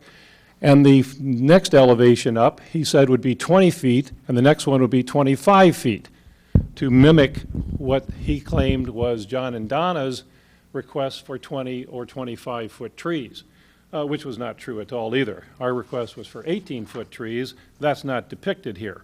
And in fact, I'll show you in the next exhibit. Well, before we get there, if you look at this exhibit, you'll notice that the picture from the patio shows that that person cannot see the backyard, but the person from the balcony can look right into our backyard.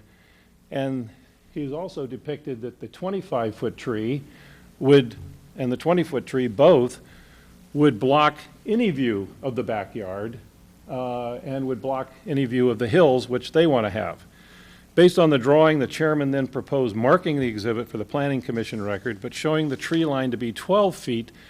The Foxes had asked for more, but he thought this might be a fair compromise in light of this drawing. So the Planning Commission thought it was voting on a 12-foot tree line that adequately protected our privacy and that the alternative heights of 20 and 25 feet high trees depicted Mr. Jean's surprise exhibit and showing it as unnecessary. Well, here's the real story. I've had an architect now look at this, and this tree is in fact 12 feet. This is the 18-foot mark. This is not a 20-foot tree, as Mr. Jeans led the Planning Commission to believe. It's 24 feet, and this is actually 28 feet. Totally false information, and if you look at the sight lines that then result from the proper understanding of what the tree heights would be, you can see that the person on the balcony can see all of the same Santa Cruz Mountain views as if at the 18-foot tree that they have with a 12-foot tree. But the difference is with an 18-foot tree, they can't see down here into our backyard. We think the council ought to remand, because the key point here is that an 18-foot tree preserves and allows the very same hillside view as the 12-foot tree, but Mr. Jeans led the PC to believe that that was just not possible because the true heights were not displayed. The Planning Commission has not had a chance to see this proper information. They were misled actively and repeatedly under very tough questioning from many of the members. The second issue is parking. The neighborhood is in uproar as to the existing parking, which is about to become much worse with the dramatic expansion of this property.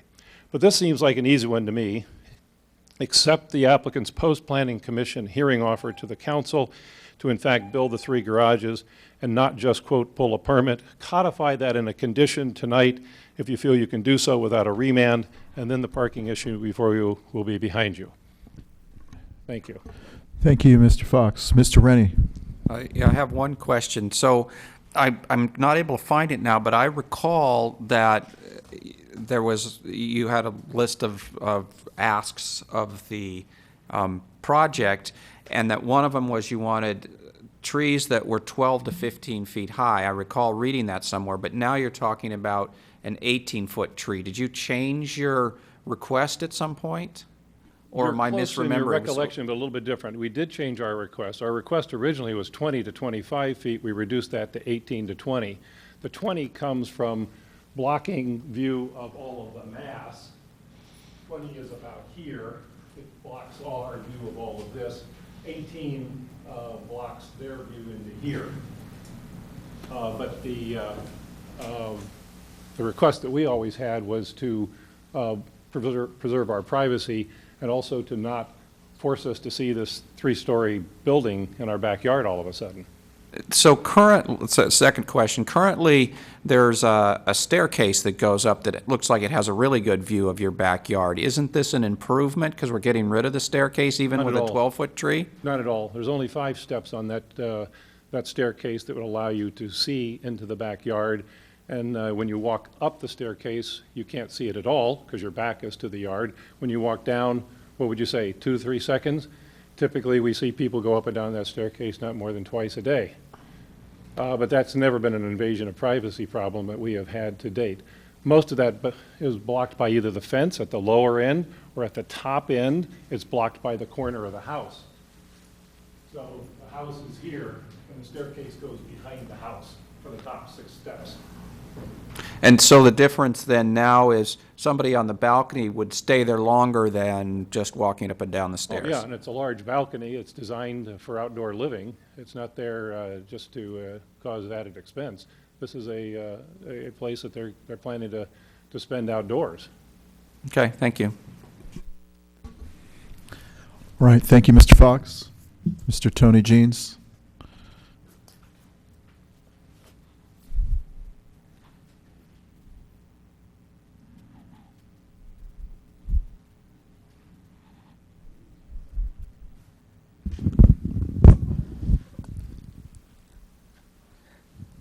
Tony Jeans, P.O. Box 1518, Los Gatos. I'm going to take advantage of I'm going to deal with those. Those are comments that I'm going to make later, but they don't show up very well here, so we'll go through that shortly. But while this is being shown, let's just have a little look at it. In the packet that you have are the first 2 drawings that you saw. The earlier version, which is in fact at the top left corner of sheet C 1.0 on the plans behind you, and then the subsequent one that I showed to the Planning Commission because they only had the size of 11 by 17 versions of the plan. So the only difference between this one there is the 18-foot tree. So let's look at this drawing here, which is a larger version and is as submitted in the plan. So as this is shown, this is a 12-foot tree. These are eyeballs. So this is a person looking across that tree, still being able to view the Santa Cruz Mountains. At the balcony, which is 20 feet in from the property line, as opposed to the current stairs and balcony, which are 2 feet from the property line, that person will not be able to see the Fox's hot tub and backyard area here. It will be able to see where the property starts dropping off down the street, but this is their entertaining area. So it has a scale of 1/8 of an inch per foot on the original drawing. Mr. Fox said it wasn't to scale, and it's very accurate. This second drawing, which I'm going to turn to now, is the exact same drawing, except what I did was put the full elevation of the house. I changed the eyeballs into actual stick people. I left the dash lines in the same place, showing that that person can still view the Santa Cruz Mountains. The balcony is still 20 feet away from the property line. There is zero difference. If you hold them up to the light, one on top of the other, you would be able to tell that they are identical drawings. What I did do was highlighted the ground. I made this a little more distinct because on an overhead it doesn't show very well. And Mr. Fox originally was talking about 25 to 30 foot trees, which I had dotted in originally. These are other heights of trees. I'm not actually identifying that. If they're 24 or 25, 28 or 30, I just dash them in saying, well, Mr. Fox originally wanted that. Why does he need a blockade that high to prevent being seen in his backyard? So, this was reviewed in full by the Planning Commission. Everything on this, these two slides, they have seen, they have reviewed, they deliberated at length. There was an argument, and in closing argument from Mr. Fox about it. It was, after the hearing was closed, it was discussed further. So this is not new information. This is absolutely information that was on the table for the Planning Commission to review. Now I'd like to just get to the piece of paper that I gave you. In the original motion, or in the original appeal, Mr. Fox said they erred and there's new information. The erring, they should have reduced the mass and didn't. They should have ordered privacy trees planted. They didn't adequately consider parking. My response, these items were robustly debated at the Planning Commission hearing.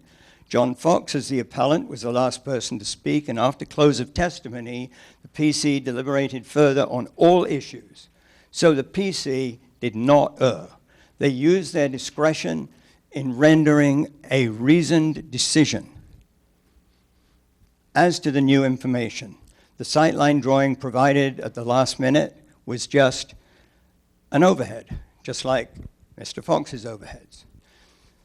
He said the drawing was inaccurate and not to scale, and that he would produce a proper drawing at the hearing. I haven't seen a proper drawing. I've seen an 18-foot tree. Response.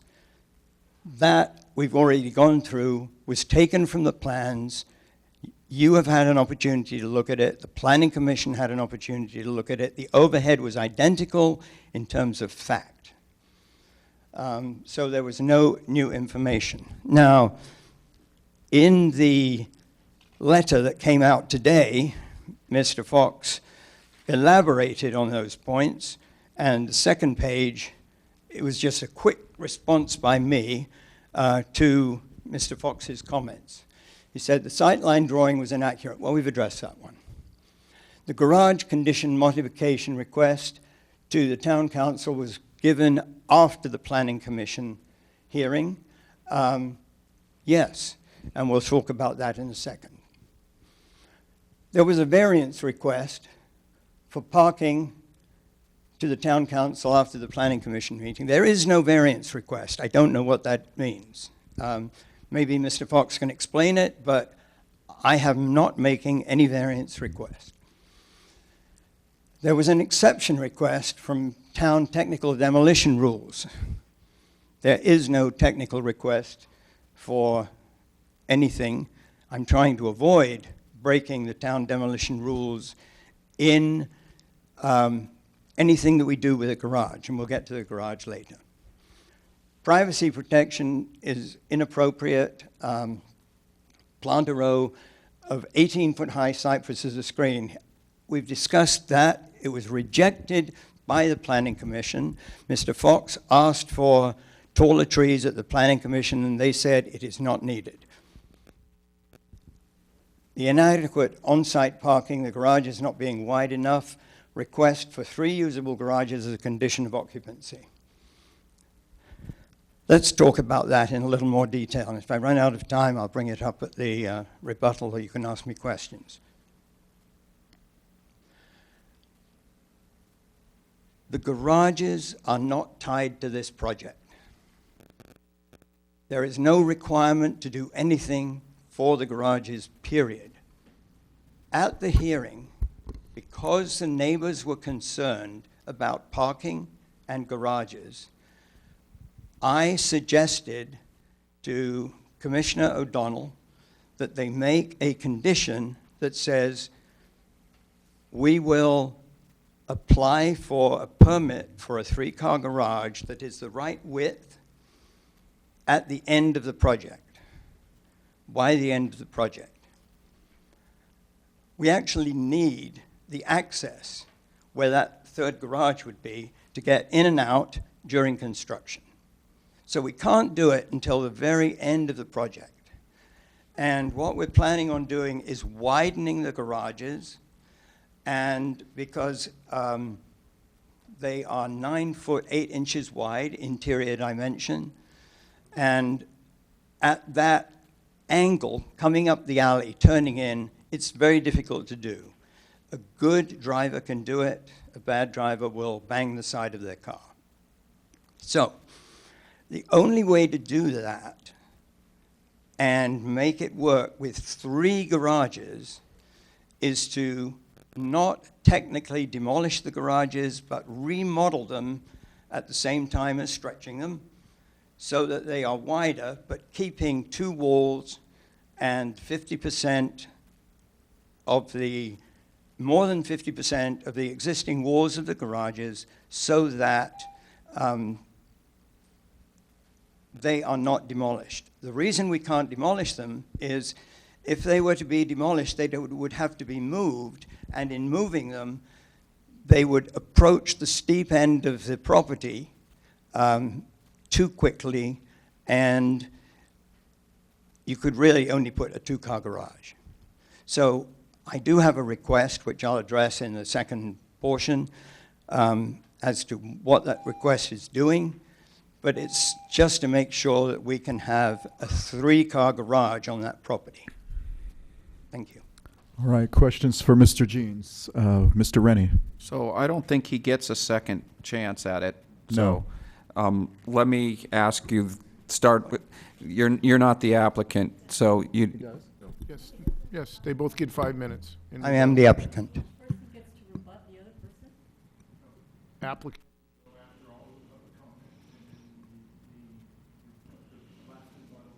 The last rebuttal is the appellant.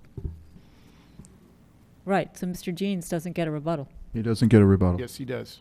I'll pull our rules out. He gets a rebuttal to any speakers, but not a rebuttal to the last appellant. Okay, so he does get another one. If you want to ask me questions, please go ahead. Yeah, so, well, the one, so I'm unsure if we're going to hear from the owner or not. In reading the testimony, I was trying to understand there, lots of things were said during the Planning Commission and so forth.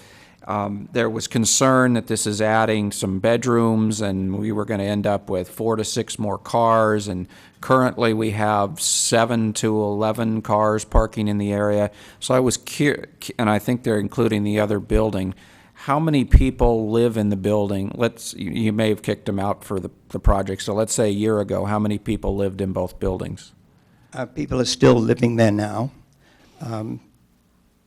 There are existing in that building 3 rental units. When it is complete, there will be 3 rental units. In the other building, there are 2 rental units. So does that mean there's 5 people living there? Or there's 7 or 8 people living there? How many cars do they have is sort of what I'm trying to guess. I did lots of reading of all of this, so I'm just trying to figure out what was truth and what wasn't. A lot of information there that I really don't want to characterize. But certainly at one stage there was a couple and 2 single people. It may be 3 single people now. And in the other building, it may be a couple and a single person. I'm not sure. But the bottom line is, what we are doing is obviously enlarging the size of the rental units. By about 400 square feet? Yes. Okay. Yes. And one of them is going to be occupied by the owner. The original plan was that 2 owners have 1 layer each, the top floor and the middle floor, which is why the eyeballs looking at the Santa Cruz Mountains was quite important. And they would rent out the bottom one and rent the other 2. They own that property as well.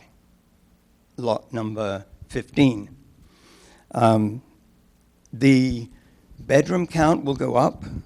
There will be 2 bedrooms in each of the units.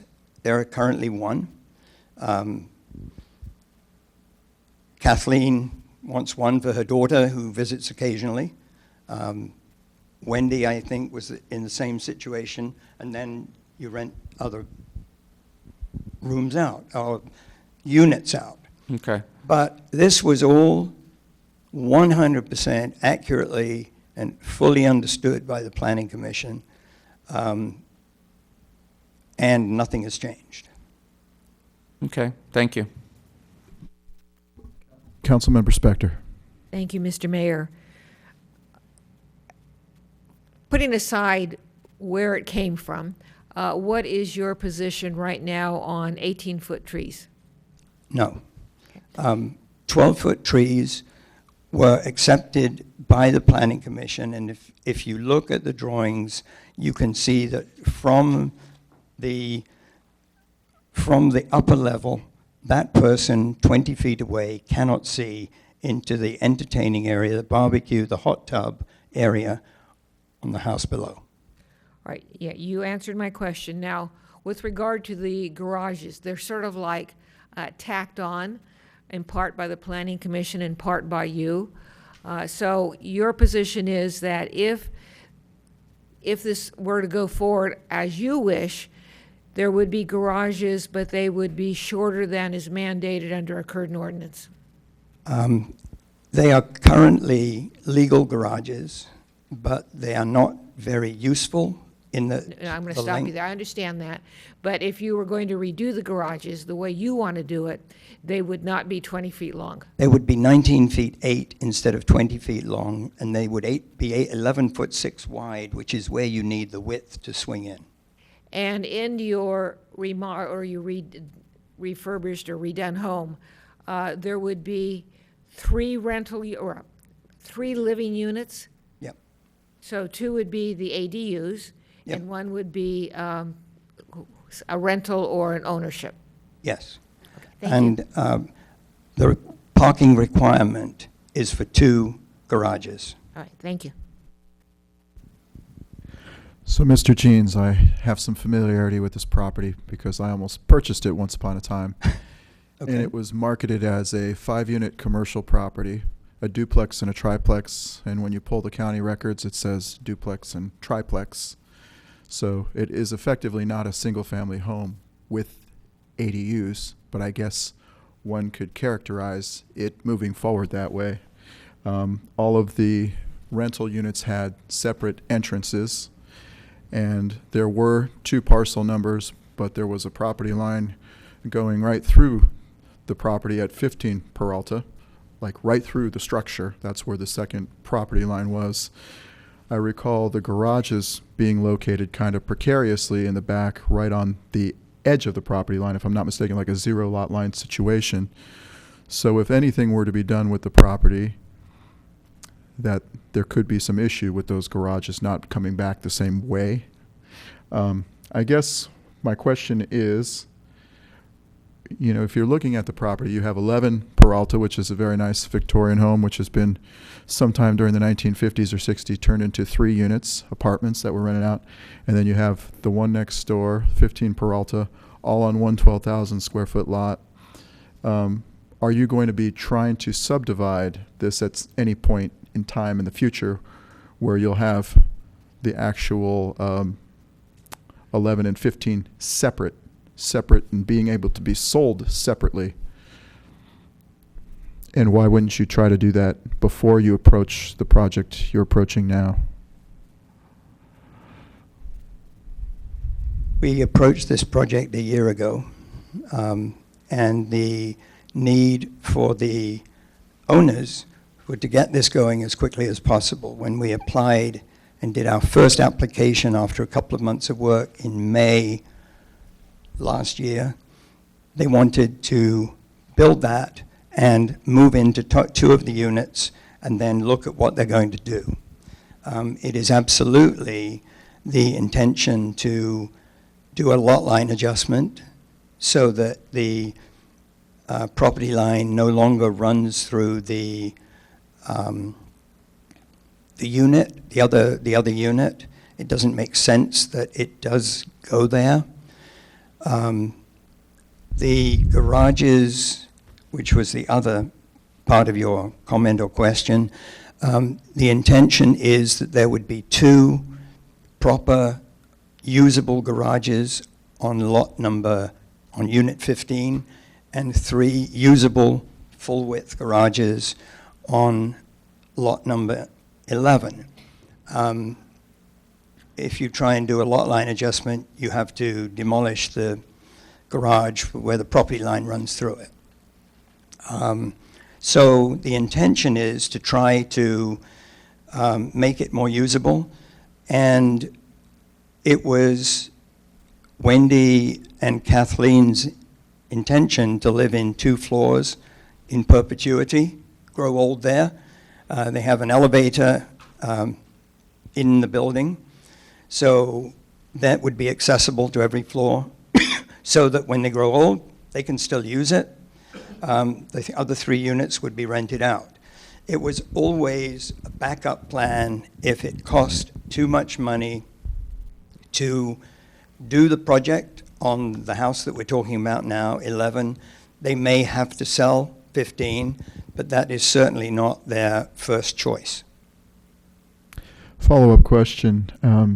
I read somewhere in all of this information that you were hoping to move 11 3 feet to the north, the whole house, when you pick it up and redo the foundation? Yes.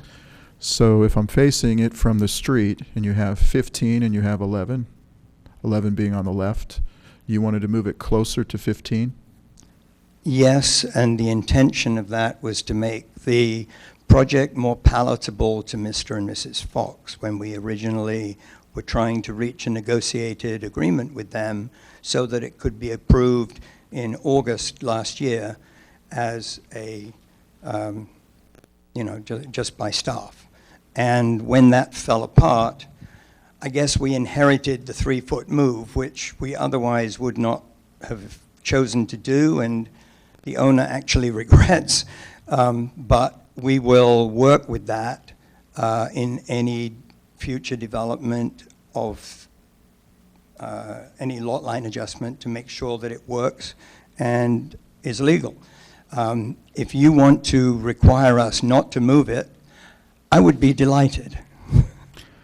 Well, I think it would be very difficult because there's not much space in between the 2 properties now, and that would make the lot even more narrow and more non-conforming. Well, like I say, if you want us not to move it, we are currently proposing moving the property, the building, 3 feet away further from Mr. Fox's property. We would prefer not to do that any longer, given the fact that we could not reach an accommodation with the Foxes. Having said that, we would stand by that because we offered that originally to Mr. Fox and said, we'll move it further away. Does that help in your privacy concerns? So we couldn't reach an agreement, but we tried. All right, one more question. While we're on the subject of moving, there was discussion about moving the property back as well from the street, the setback on the street? No. Okay, that is not accurate. So it is going to remain in its same distance from the street now, just move Yes, we're just sideways. moving it to the side. Okay. Correct. Are there any more questions for Mr. Jeans at this time? Seeing none, thank you. Thank you. Call up the next speaker, which is Ed Wynn.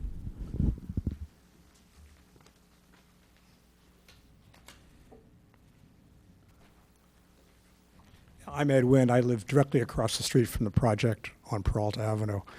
The Planning Commission I think, really understood the parking problems we've been facing there, and they really tried to address it, and they almost did.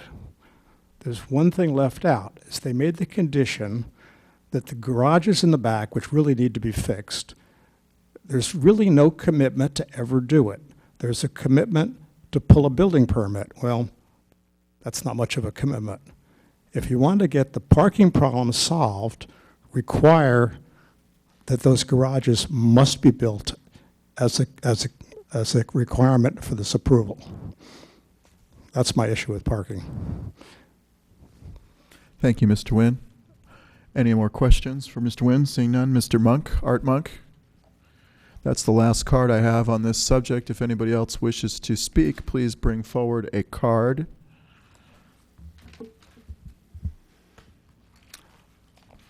Honorable Mr. Mayor and honorable council members, my name is Art Monk. I live at 33 Peralta, which is immediately to the north of the merged properties called 11 and 15 Peralta. We're not a believer that those are two separate lots because on 2 occasions in the last 15 years, the 2 lots have sold simultaneously to the same owner. And when that happens, a merger occurs. I see you shaking heads. I'd love to talk with you afterwards. Okay. The movement of the house is to accommodate the root ball of tree number 476, which is a very good condition coast live oak on the property that's at the corner of the property. And that is why the house does need to be moved, because they want to put in a basement underneath it, and that would encroach on the root ball. That needs to be checked carefully on the plan. The plans originally had called for taking that coast live oak out. And I note, by the way, that on the 12th and 13th of last month, unknown people showed up and started cutting the tree and putting piles of refuse on the street out front, and then came with a chipper and on a Saturday evening at 6:30 at night. They had cut various branches off and that type of thing, and the owner later sent an email to us to say she had no idea as to why the tree was cut, that no one was instructed to do that. So what we see here is a situation where the tree could in fact be damaged by people that no one seems to have control over. So what I'm hoping to see happen is that there is a moratorium on any further work on that wonderful tree, which is right on Peralta, and that further the town or somebody fund the placement of a Wi-Fi camera on John Fox's house aimed at the tree. And a sign is posted on the tree saying that it's under 24/7 surveillance. We clad the tree now with protective shielding, just as the trees outside this building are protected. And we get that understood by the code enforcement people to keep their eye on it regularly so that unknown things don't just happen to the tree. I want to prevent things from happening to that tree. And by the way, I too have issues with the parking. Thank you. Thank you, Mr. Monk. Mr. Fox, you have 5 minutes. Well, let me see if I can just... Who? Mr. Jeans has 5 minutes. Thank you. So it was done at this planning commission hearing. It was new to me then. Okay, so let's talk briefly about the tree. I called the owner. She received a notice from the fire people who said, go and do all your fire things, clean up your property, make sure it's ready for the summer. She sent a person out to go clean out the gutters. There was one branch, one limb only, that was touching the roof. One limb was taken off. The code enforcement officer went out, determined it was less than a 4-inch limb, and I believe Sally can corroborate that. So it was nothing untoward. The owner was not expecting a limb to be cut off, but that was what the person determined based on the fire requirements. So parking. Like I said, there is no requirement for parking to be part of this project. I was the one that suggested it. And when the Commissioner O'Donnell said, "Are you sure you really want to make parking part of this?" I said, "Yes, the neighbors are concerned about parking. I want to make the offer to get this going at the end of the project, but it cannot be tied to the certificate of occupancy because it won't be started until the project is almost complete because of access to the building for construction." So my request to modify the condition slightly was to allow me to keep the 19'8" interior dimension front to back, which is not problematic. That's the only wording that I changed in the condition. And you've got to remember that when the Planning Commission closes the hearing and suggests the condition, I have no input. I can't put my hand up and say, could you change that, please? So this is the first opportunity that I've had to do a very, very minor request. But my request is to ensure that when the garages are built, there are 3 garages. If that change is not made, I have to demolish them, move them to another location away from property lines, and then I can only build a 2-car garage. So it's the intent to try and make it better both for the homeowner, we'll have 3 units and 3 garages, the neighbors who will have an extra garage if we are able to build 3. So it's really an intent to try and help it out. The wording on the rest of the condition, I did not change. It was as the Planning Commission determined it should be. So if you want to change it differently from that and try to clarify that, I think they said, and it should be built as soon as possible. I think that's all they could come up with in their deliberation, because they couldn't tie it to occupancy, because that would stop people moving into the building until the garages were done, which might be 3 or 4 months later. So those are the points that I think were brought up.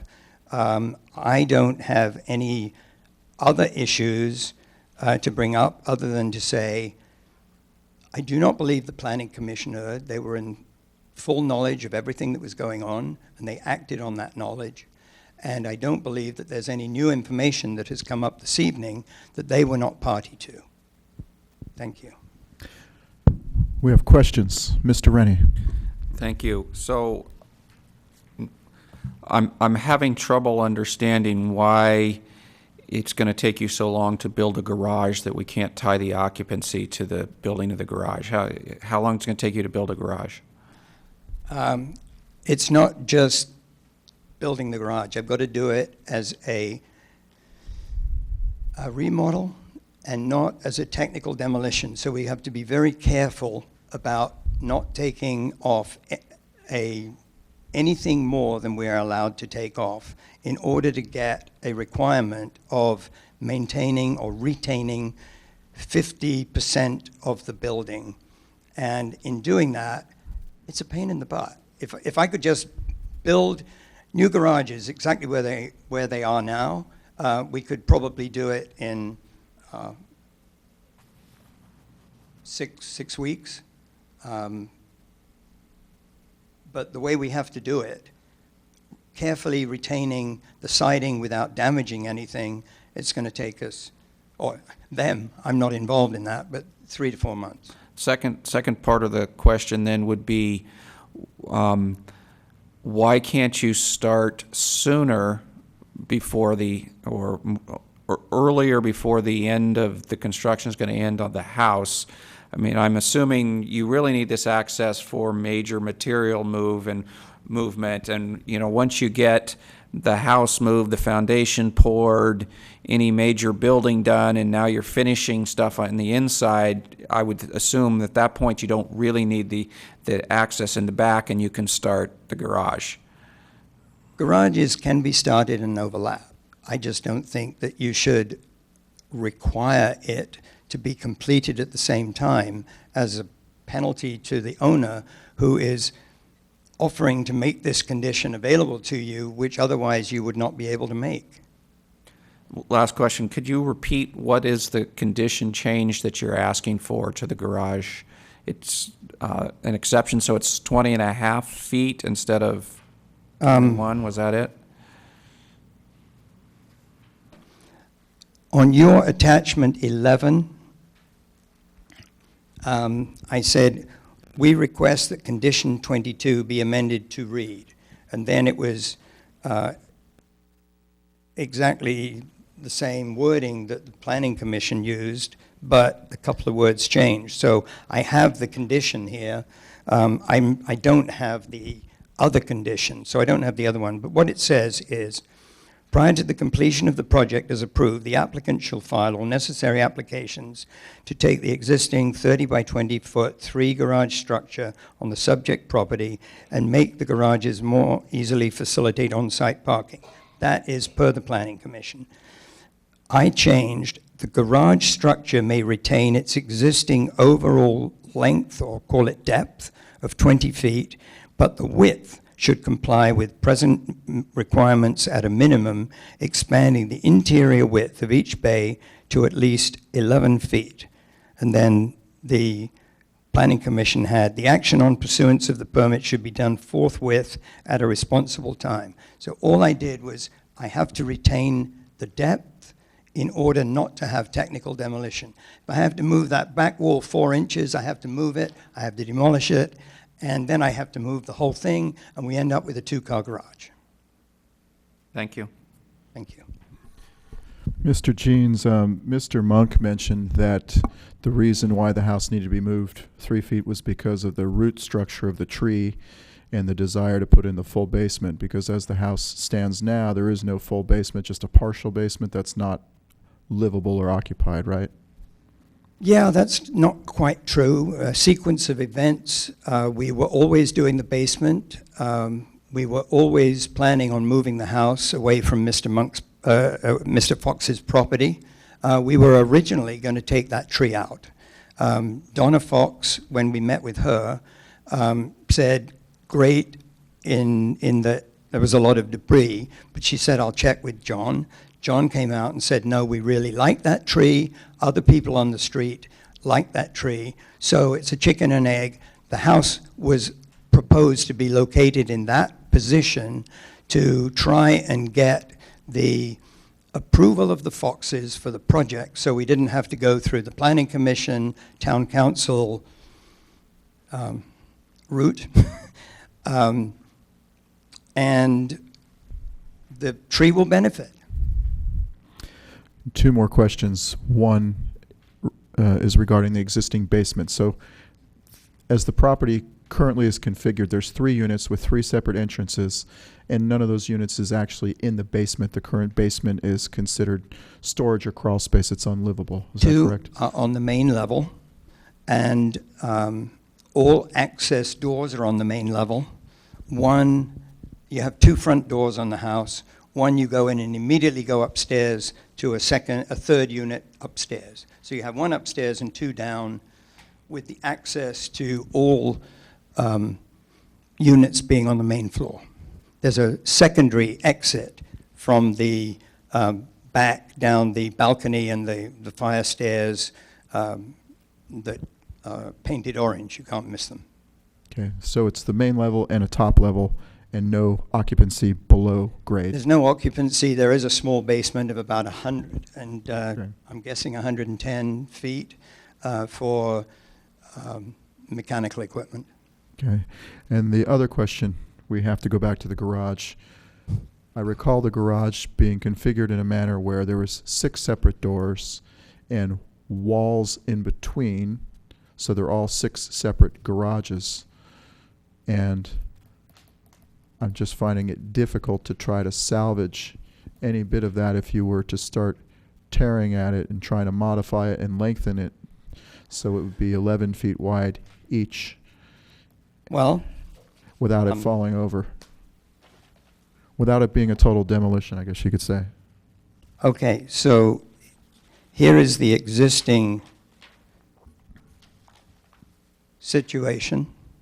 What you have is a garage structure with, it says column at the front, but wall, wall, wall, wall, no wall here. So there you have single-car garages. You can see that 2 are on this property. There's 1 that's on the property line, and 3 are here. The intention is to keep this wall, keep that wall, extend it out in this direction to create enough width, and still have room to be able to swing around and get in out the slope. If I have to move it away from the property line, then I have to move it too far, and I can't get people in and out of that garage, so we have to have a 2-car garage, and the whole thing goes apart. So I have to keep that and that. I have to keep that and that, and what I end up with after everything is done is a 2-car garage here and a 3-car garage there. So that's, and I have to do that very carefully, because if I, or if the general contractor who's working on it screws up, and if I misguide him in the plans, then that won't be able to be done, and then all of a sudden you're going to end up with a 2-car garage. So it has to be done very carefully. I know I said one last question, but one more last question. So the lineal feet of the frontage of the whole lot right now is what? You have a 25-foot lot and a 50-foot lot by 160 feet deep. You have 4,000 square feet. You have 8,000 square feet. So if we take the 50-foot lot and you move the house over 3 feet, it will still remain a 50-foot lot, and it'll still be a 25-foot lot, or will the 25-foot lot line be moved into the 50-foot lot line space? And how will that impact the garages and everything else? Well, the good news is that the house is pretty narrow. The main body of the house is 24 feet wide. So this body is 24 feet wide. There is the balcony and stairs coming down here, and there's a big chunk that comes out on this side. We're going to whack that chunk off.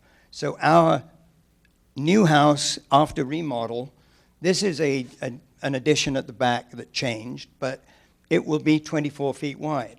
When you move that across 3 feet, look at where your real property line is. It's something like 14 feet away. So we have plenty of room to move it 3 feet. Even though I regret having said we would, I'm still comfortable doing that within the framework of what we can do later with lot line adjustments and separation and reasonable setbacks and everything. So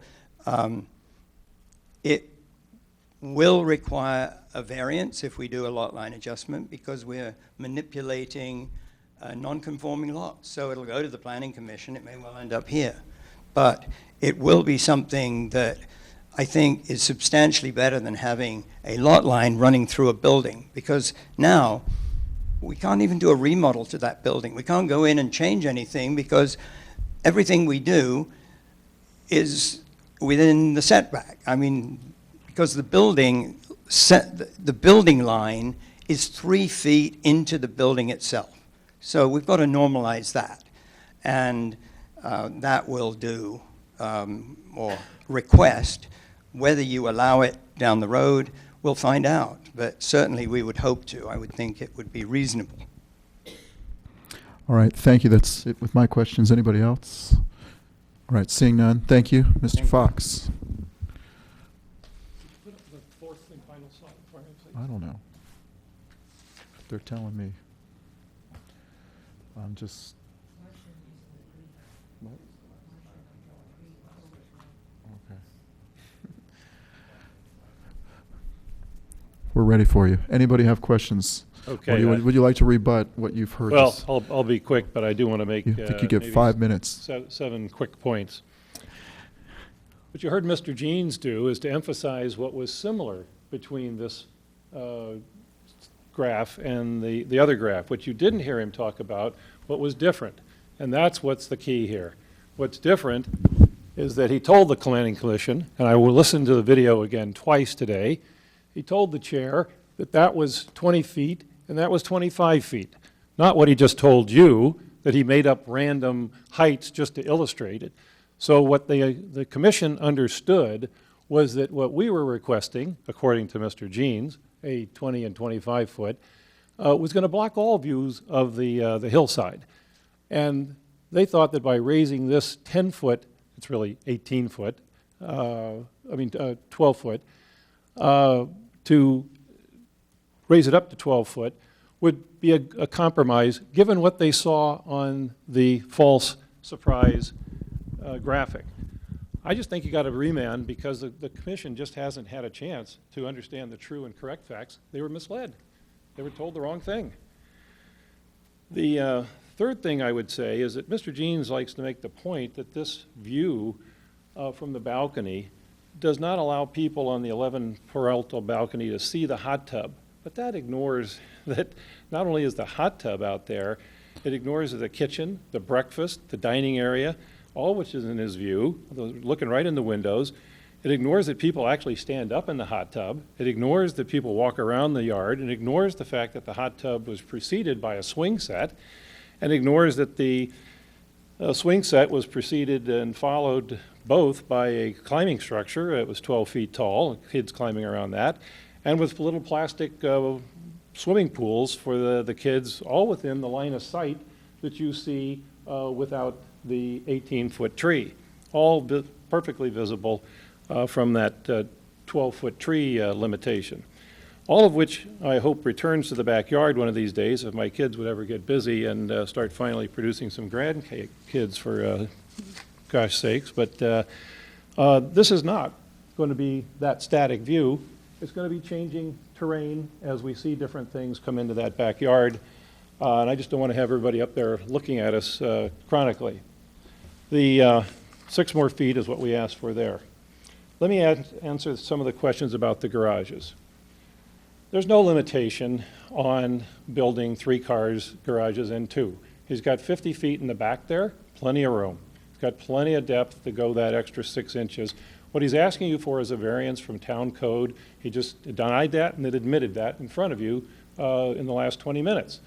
It's the March 2nd letter that he sent to you where he's asking for you to vary the town code on the size and depth of the garages. He can easily do that. He can do it now. Mr. Rennie, you were quite right. He could do it on day one, which would be easier actually to get at the access. We're very concerned about the damage that's going to occur to our retaining wall and fence because of trying to drag all of the construction debris through what is otherwise about a 10-foot opening right up against our property. But that's another issue we'll have to deal with at the time. I can't imagine that we would deal with a complex garage situation like this that he admits is difficult without staff working this up. We don't have any engineering. We want these garages in the neighborhood to work because we want people to park in them for the first time in the last quarter century. It's just procedurally wrong in every way to short circuit all those town processes with not knowing the implications, let alone the engineering. As to the house movement, I know nothing about this house movement. We were confronted with the suggestion from Mr. Jeans on our first meeting within 5 minutes. He showed us plans that he was going to move the house. That didn't come from us. I don't know what that allegation is that it comes from us. My suggestion, rather, was quite different when he said that. I said, "No, Tony, if you're going to move the house, why don't you knock down that terrible cottage, move the house into the center of the lot, and make it a nice residential house?" That's the only thing I ever suggested, or my wife ever suggested, about that house. And that's movement. Sixth, I wanted to make sure that you heard from fellow Stearns at 37 Peralta, who could not be here tonight. His wife had a medical emergency, but he says that he hopes no certificate of occupancy will be granted for this project without new usable garages being built. Finally, neighbors think that this is a massive change to the neighborhood. We've got people crying about it. I ask you to send this back to the commission, let them look at this properly through all the lenses and with the proper facts so we can have a proper exercise of discretion. Thank you. Mr. Fox, before you leave, I would like to ask a couple questions. So how long have you resided next to this property? Since 1996, so I think it's almost 23 years. And it's always been 5 units, 3 units to the house right next door to you Yes, it As an- hasn't changed. The owners have changed often. as an apartment building. So fundamentally, they're asking for a 3-unit building to be replaced with another 3-unit building. That's not necessarily an issue for you, or that is an issue for you. It is an issue for everybody in the neighborhood, but we have been led to understand at the Planning Commission that there's nothing the town can do about that because of the change that the staff mentioned in 2001. We all wish it were different. We wish it were a single-family dwelling home. You're quite right in your question earlier. It's not a single-family dwelling home. It's an apartment complex. It always has been. And to answer Mr. Rennie's question about that, we've seen a minimum of 4 people in the Victorian. We've seen a maximum of 10. We seem to average about 6. There was a time for many years, because of the high rents that one of the owners had installed, that people were on 6-month rentals, and they came and went fluidly. We've seen as few as 7 cars on the property, and we've seen as many as 11. My prediction with 2 more rooms and expanding the volume of that building by adding a full basement is that we will have mid-teens in cars. There's 70 feet on the front. Average car is about 18 to 20 feet. You can get about 3 cars in front of the combined properties. We're going to have a worse problem on the parking. You heard Mr. Jeans tell you again, he's not willing to commit to actually build the garages. They don't want to do that. He wants you to relieve them of the costs that are being imposed by doing a technical compliance demolition, which has to happen to those garages and can happen. There's not any limitation of 2 garages. That's just something Mr. Jeans made up. He's got plenty of room. He's got 50 feet back there. Thank you. Any more questions for Mr. Fox? Seeing none, we will close the public hearing now. Thank you. Move on to questions of staff, and I have a question of staff. So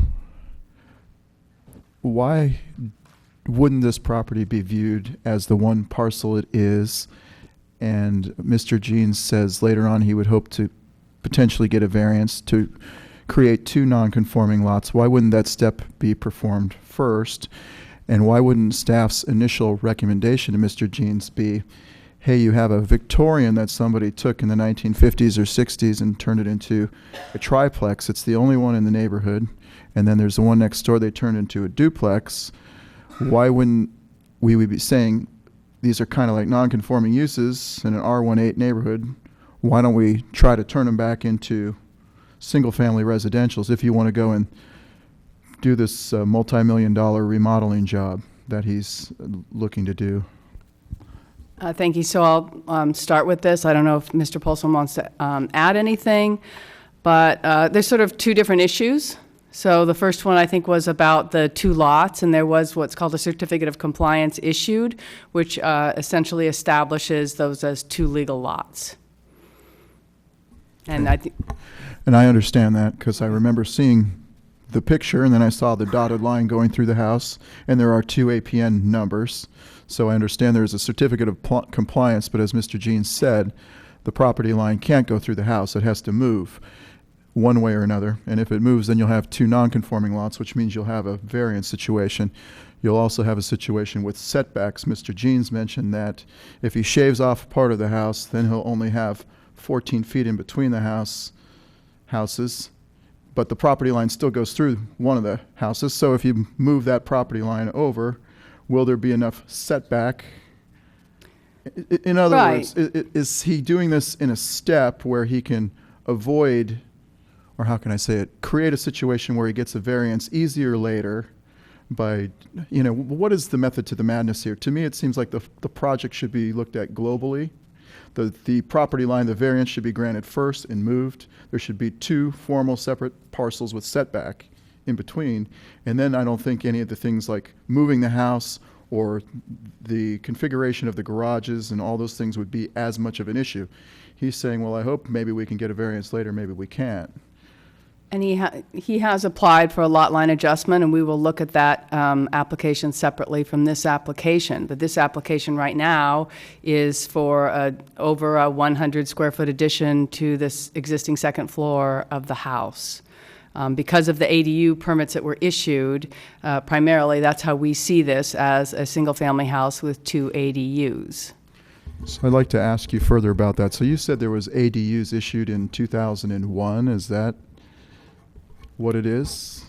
That's the notes, the records that I have here in my notes. I can confirm that exact date if you like. If you could, that would be interesting. Any other questions for staff? We'll go with the Vice Mayor first. Okay, I just have a couple.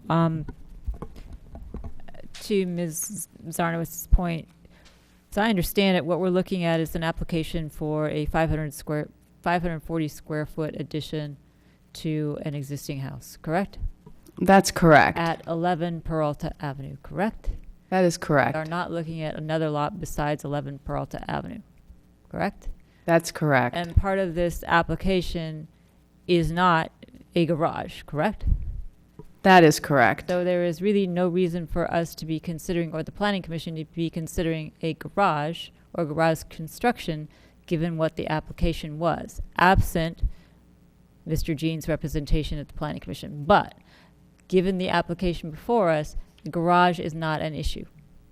Is that correct? That's correct. Okay, and looking at the Planning Commission transcript, who was doing the reporting? Whoever the staff person was at the time said that the proposed 2,500 square foot home is the 4th largest in the immediate neighborhood, and the proposed home meets the required setbacks, lot coverage, height, and it says setbacks again. But is that correct? It meets all of those? Yeah, that was Ms. Walters was the... Okay, and also in the Planning Commission transcript, Mr. Paulson said that with respect to parking, that with our current ordinance, the ADUs, if they're within half a mile of a bus stop, we actually can't require any parking spaces for the ADUs. So this lot would only require 2 spaces, period, for the entire 3 units for the site. Mr. Paulson nodding, you stand by that? That's correct. So we're not planning for 3 cars, 5 cars, 20 cars, 60 cars. We have a requirement in this lot for 2 parking spaces, right? Correct. Okay, thank you. Mr. Rennie. Thank you. So let's go to the garages again. Starting with what Councilmember Jensen said, when the application began, there was nothing to do with parking. But when the Planning Commission approved it, they added a parking condition in it. So what comes to us now has a parking garage condition, correct? So it is now part of the issue. Yes, I'd say that's correct. It's in there, but I think that Based on the representation made by the applicant, there isn't any legal requirement that the garages be reconstructed because it already meets the parking requirements. But again, what did the Planning Commission approve? It approved it with a condition that proposed by applicant. So you have that condition in front of you. In other words, if we just denied the appeal, that condition would stay there. Correct. So we'd have to remove it somehow, otherwise. I mean, I'm trying to understand, you're saying it's not required, but it is because the Planning Commission added it as a requirement. That's correct. So I would call that, yes, it's part of the application, yes, it is required. Yes. At this time. Yes, that's correct. So if I could then follow up on more parking garage questions. Is it true that if he builds a conforming garage, let's say bulldoze and builds a conforming garage, it's going to now be forced to be two car garages instead of a 3-car and a 2-car?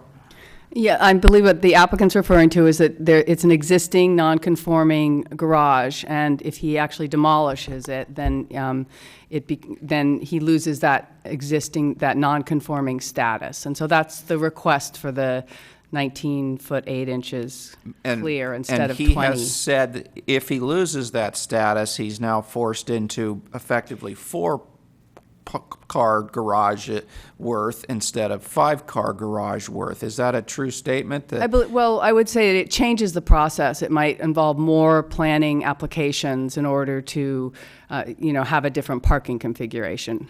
And just for further clarification, we don't have that analysis because we haven't seen the plans, so we couldn't answer that question. Okay, one follow-up to that then. So if we, let's say, deny the appeal and change the condition on the parking garage, could the council allow the garage to be demolished but keep its non-conforming length? Can we override that requirement? It's not a question of allowing the garage, and Mr. Paulson can jump in, but it's not a question of allowing the garage to be demolished. It's a question of, I think, allowing the non-conforming status, the depth, to remain. Whereas the condition the Planning Commission put on the application was to specifically meet the current code requirements, which would be the 20-foot clear. And what the applicant is saying is he doesn't have 20 feet clear, and he would like to retain his non-conforming status of that shallower depth. And he can do that currently just by keeping the back wall and a side wall. Correct, the 51%, keeping 51% of the walls. And then what he's asked us to do is allow him to demolish it and keep his non-conforming. Is that his request in, I thought it said I think it's condition not 22. requesting to allow to demolish, it's allowing him not to meet the current requirement, which is the 20 feet clear. But he if cannot he changes the configuration of that garage. But he can do that anyway just by retaining the 2 walls. He can, yes, but he wants to widen it. So. Yeah, well, he could widen it by keeping the back wall and a side wall. Yes. So he doesn't really need the request that he's asked for. I think it's because of the Planning Commission put a condition on there that specifically called that it needs to meet the current code requirement, which is 20 feet, and he doesn't have the 20 feet. So once he would have to basically demolish the garage, in his view, in order to get that 20 feet clear. It's that condition that required that it meet the current code requirements that he's asking for relief from. Does Mr. Paulson want to add to that? Well, I would just offer that the condition that the Planning Commission added requires him to meet the depth. And so essentially what that requires is that he probably has to remove the entire rear wall. So then you're not able to maintain 50% contiguous of the existing wall area, so you're technically demolished, which automatically throws him into that scenario. And so that is the issue I think he's trying to avoid. Is there a way that it could be maintained, the rear wall, and he extends it out forward? I don't know. I don't know the distance to the existing property line at the rear alley, but that would be the only other potential possibility where he could expand it to the 20-foot interior clear depth and not trigger a technical demolition. And staff also at this time hasn't done the analysis to know whether, if he's forced to go to the 20 feet, whether that reduces the size of the garage to 4 cars instead of 5 total. We have not reviewed plans or completed any analysis on that. Okay, thank you. Councilmember Spector. Thank you. If staff could refresh my recollection, is moving the building at the 11 Peralta address part of what we're doing here? That is part of the project description, yes. Okay, thank you. Question for staff. So if at some point in time it's determined that the garage has to be demolished completely and then rebuilt as 2 separate garages, potentially, and one of the lots is 25 feet wide, would they be able to build a 20 by 20 or I guess it'd be 22 foot wide garage on a 25 foot wide lot? Again, I think you're getting into the planning applications that might be required, such as an architectural site or at least another minor res application in order to reduce setbacks or to allow non-conforming setbacks on a non-conforming lot. So I think that the intention is to try and do this work without, applying for further planning applications. So let me rephrase the question. What's the current standard setback for a 2-car garage? Well, accessory structures have 5 feet, I believe, and then 3 feet, they can go down to 3 feet.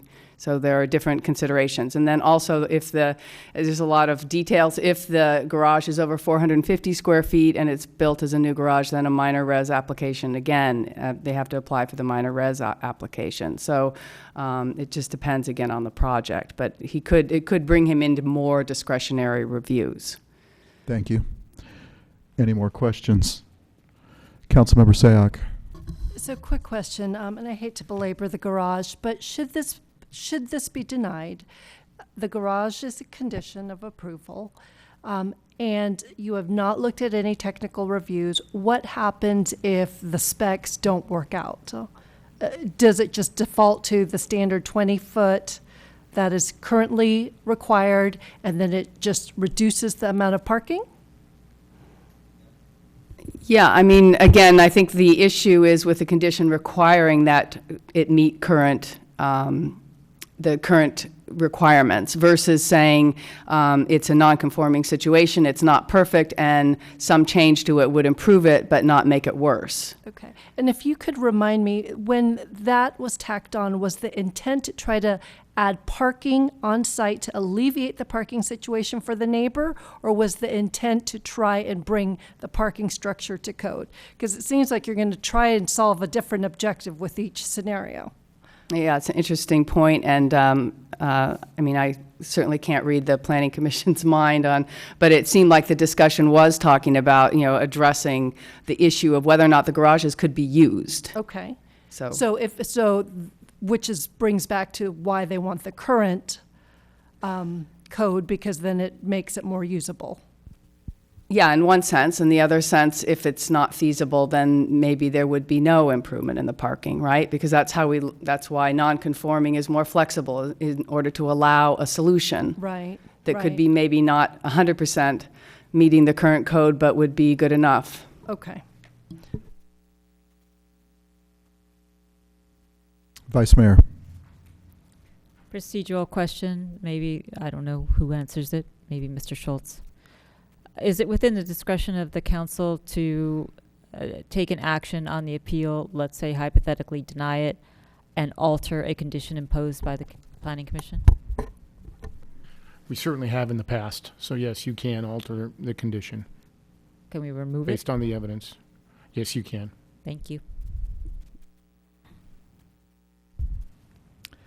Any more questions? If I were going to make a motion, which I think I'll throw out there, I would uphold the appeal and deny the application, because I think that this neighborhood is made up of single-family homes, and somebody took a home sometime in the 50s or 60s and turned it into kind of like a frat house and made it into a 5-unit commercial building on one big parcel. And then at some point in time, there was a certificate of compliance put forth with a lot line that goes right through the middle of a second structure on that property, which was probably like an old carriage house or something that was turned into a duplex at some point in time. And overall, it doesn't fit the neighborhood. We have an opportunity here. If somebody is going to be changing this structure, they should be looking at bringing it more into a conforming use. Historically in Los Gatos, since I've been up here, if somebody has an old office building built on a street full of single-family homes, they would take that office building and tear it down and put the single-family homes back, which is what was there before, and make it fit the neighborhood. And the issue with the garage is a whole separate issue. There's a 6-car garage all in a big line behind the 2 buildings with like a 0 lot line. They're too skinny, and it's rickety. I think it's just going to fall down if you try to do anything to it. But it's unclear to me with the lot line situation and creating 2 non-conforming lots and asking for a variance later that this would even make sense to begin starting it in this manner. I think try to sort out what the 2 buildings are going to look like and what the setbacks are going to be and where the garages are going to be first, and approach it that way, as opposed to saying, hey, we're going to take a Victorian at 11 and that's been converted to a triplex with 3 separate entrances and turn it into 3 3 more units, turn it back, I guess essentially remodeling a triplex out of a beautiful, historic home, which doesn't really fit the neighborhood. So I would do a motion to uphold the appeal and just deny the application and send it back to the drawing board. That's my motion. Do I have a second? Do I have an alternative motion?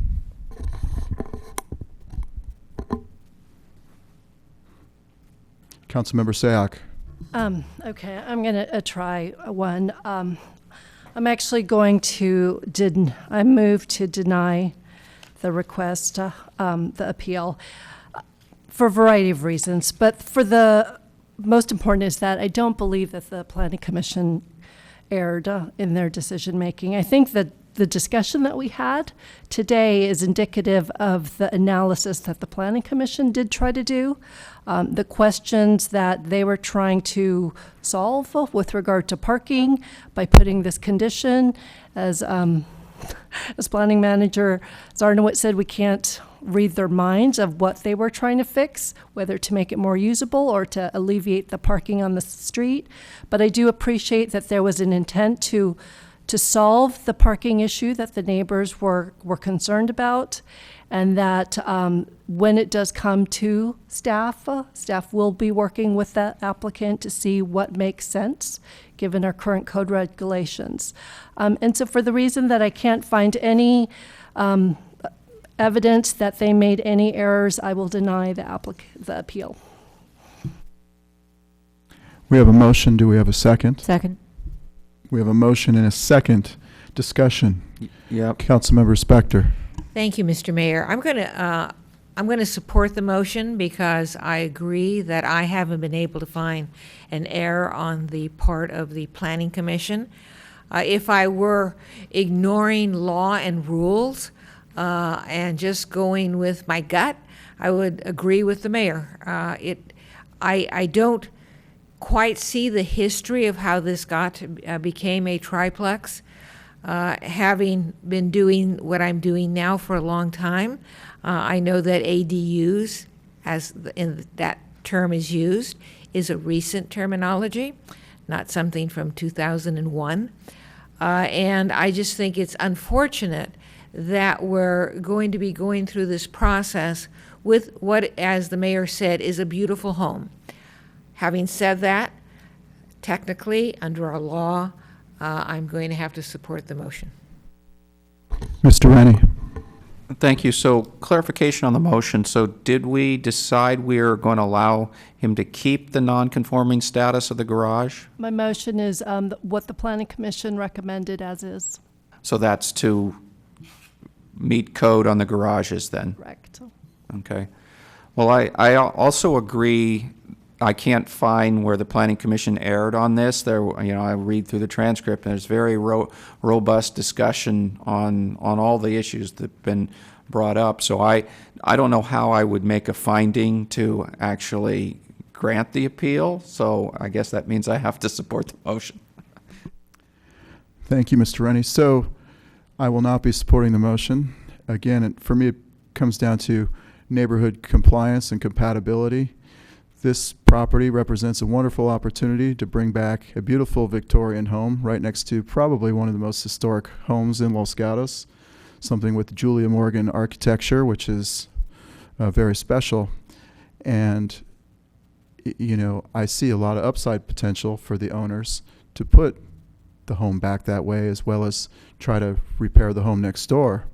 And it's coming back as a triplex, which I guess that's the way it is looking at this point. I don't think the Planning Commission erred or abused or any of these things, but I do believe that there was information that was not really considered as part of this application, especially when somebody starts using things like this is an ADU that was granted in 2001. Well, no, it wasn't. It was a 3-unit apartment building that was somehow been around since the 1960s. The terminology of ADUs wasn't as prevalent back then, and we're trying to apply more recent laws to reconfigure the current structure. So I disagree with that. But most importantly, regardless of the parking and how many people are going to be living there or anything else, it really is a neighborhood compatibility issue. It's kind of like the highest and best use is a single-family residence with another single-family residence next door to it, beautifully restored in a neighborhood full of beautiful homes that are all R18. And we have a commercial fiveplex still dumped in there with rent rolls and laundry rooms and coin laundry and everything else. So that's why I'm voting no. All in favor? Opposed? No. It passes 4-1 with Council or Mayor Steve Leonardis voting no. And we will move on to council matters. Councilmember Sayoc. Nothing new to report. Councilmember Spector. Thank you. No commission or committee meetings, but many meetings with members of the community. Thank you. I had the privilege of attending the West Valley Mayors and Managers meeting last Wednesday. Vice Mayor. I have nothing to report. Councilmember Rennie. Thank you, Mr. Mayor. I did 3 ribbon cuttings since the last council meeting. One was State Farm agent Pamela Noyce's office is down near the Trader Joe's. Hamilton Chiropractic, which was on Parr Avenue, and the Dancing Yogi, which is right next to the building with a big flag on it, on the side of it. I also attended the Housing Trust lunch, and 2 VTA board subcommittees. The congestion management items of interest we reviewed were the program of Measure B projects for 2021, and we also talked about the fast transit analytical techniques for determining sources of delay on the VTA lines. That's focus now of VTA is try to reduce the delays because you can save money and people want to ride it. Also, I attended the Capital Program Committee, and there was a lot of discussion on the Measure A projects, particularly the light rail extension to East Ridge. There was lots of discussion of, can we not build the light rail? There was some disagreement, but there's lots of discussion. Can we not build light rail, but instead have some other possible rubber solution, still using the guideways and so forth, because it would effectively be about half the cost to operate it if you, let's say you ran a bus over a dedicated guideway instead of a light rail. So there was a lot of discussion of that, and we actually had enough disagreement we weren't able to send a recommendation to the full board. So I think that will be a board discussion this Thursday about where are we going with the light rail extension to East Ridge. It's at the point that we now have to make the decision to spend hundreds of millions of dollars on that. I think the committee was in agreement that we did want to do something there, and we want to spend the money to start moving the utilities, and which was going to be a big deal, and get the easements of where they have to move to and so forth. So that's kind of what's going on at VTA. Thank you, Mr. Rennie. Ms. Pravetti, Manager Matters. Thank you. On April 14th, we are celebrating Spring into Green, so we welcome everyone to Town Plaza Park at 10 a.m. We have extended adult applications to our commissions to June 7th, so please let folks know that those opportunities exist. And on May 3rd, we are accepting the Youth Commission applications. Thank you. All right, thank you, everybody. We are adjourned.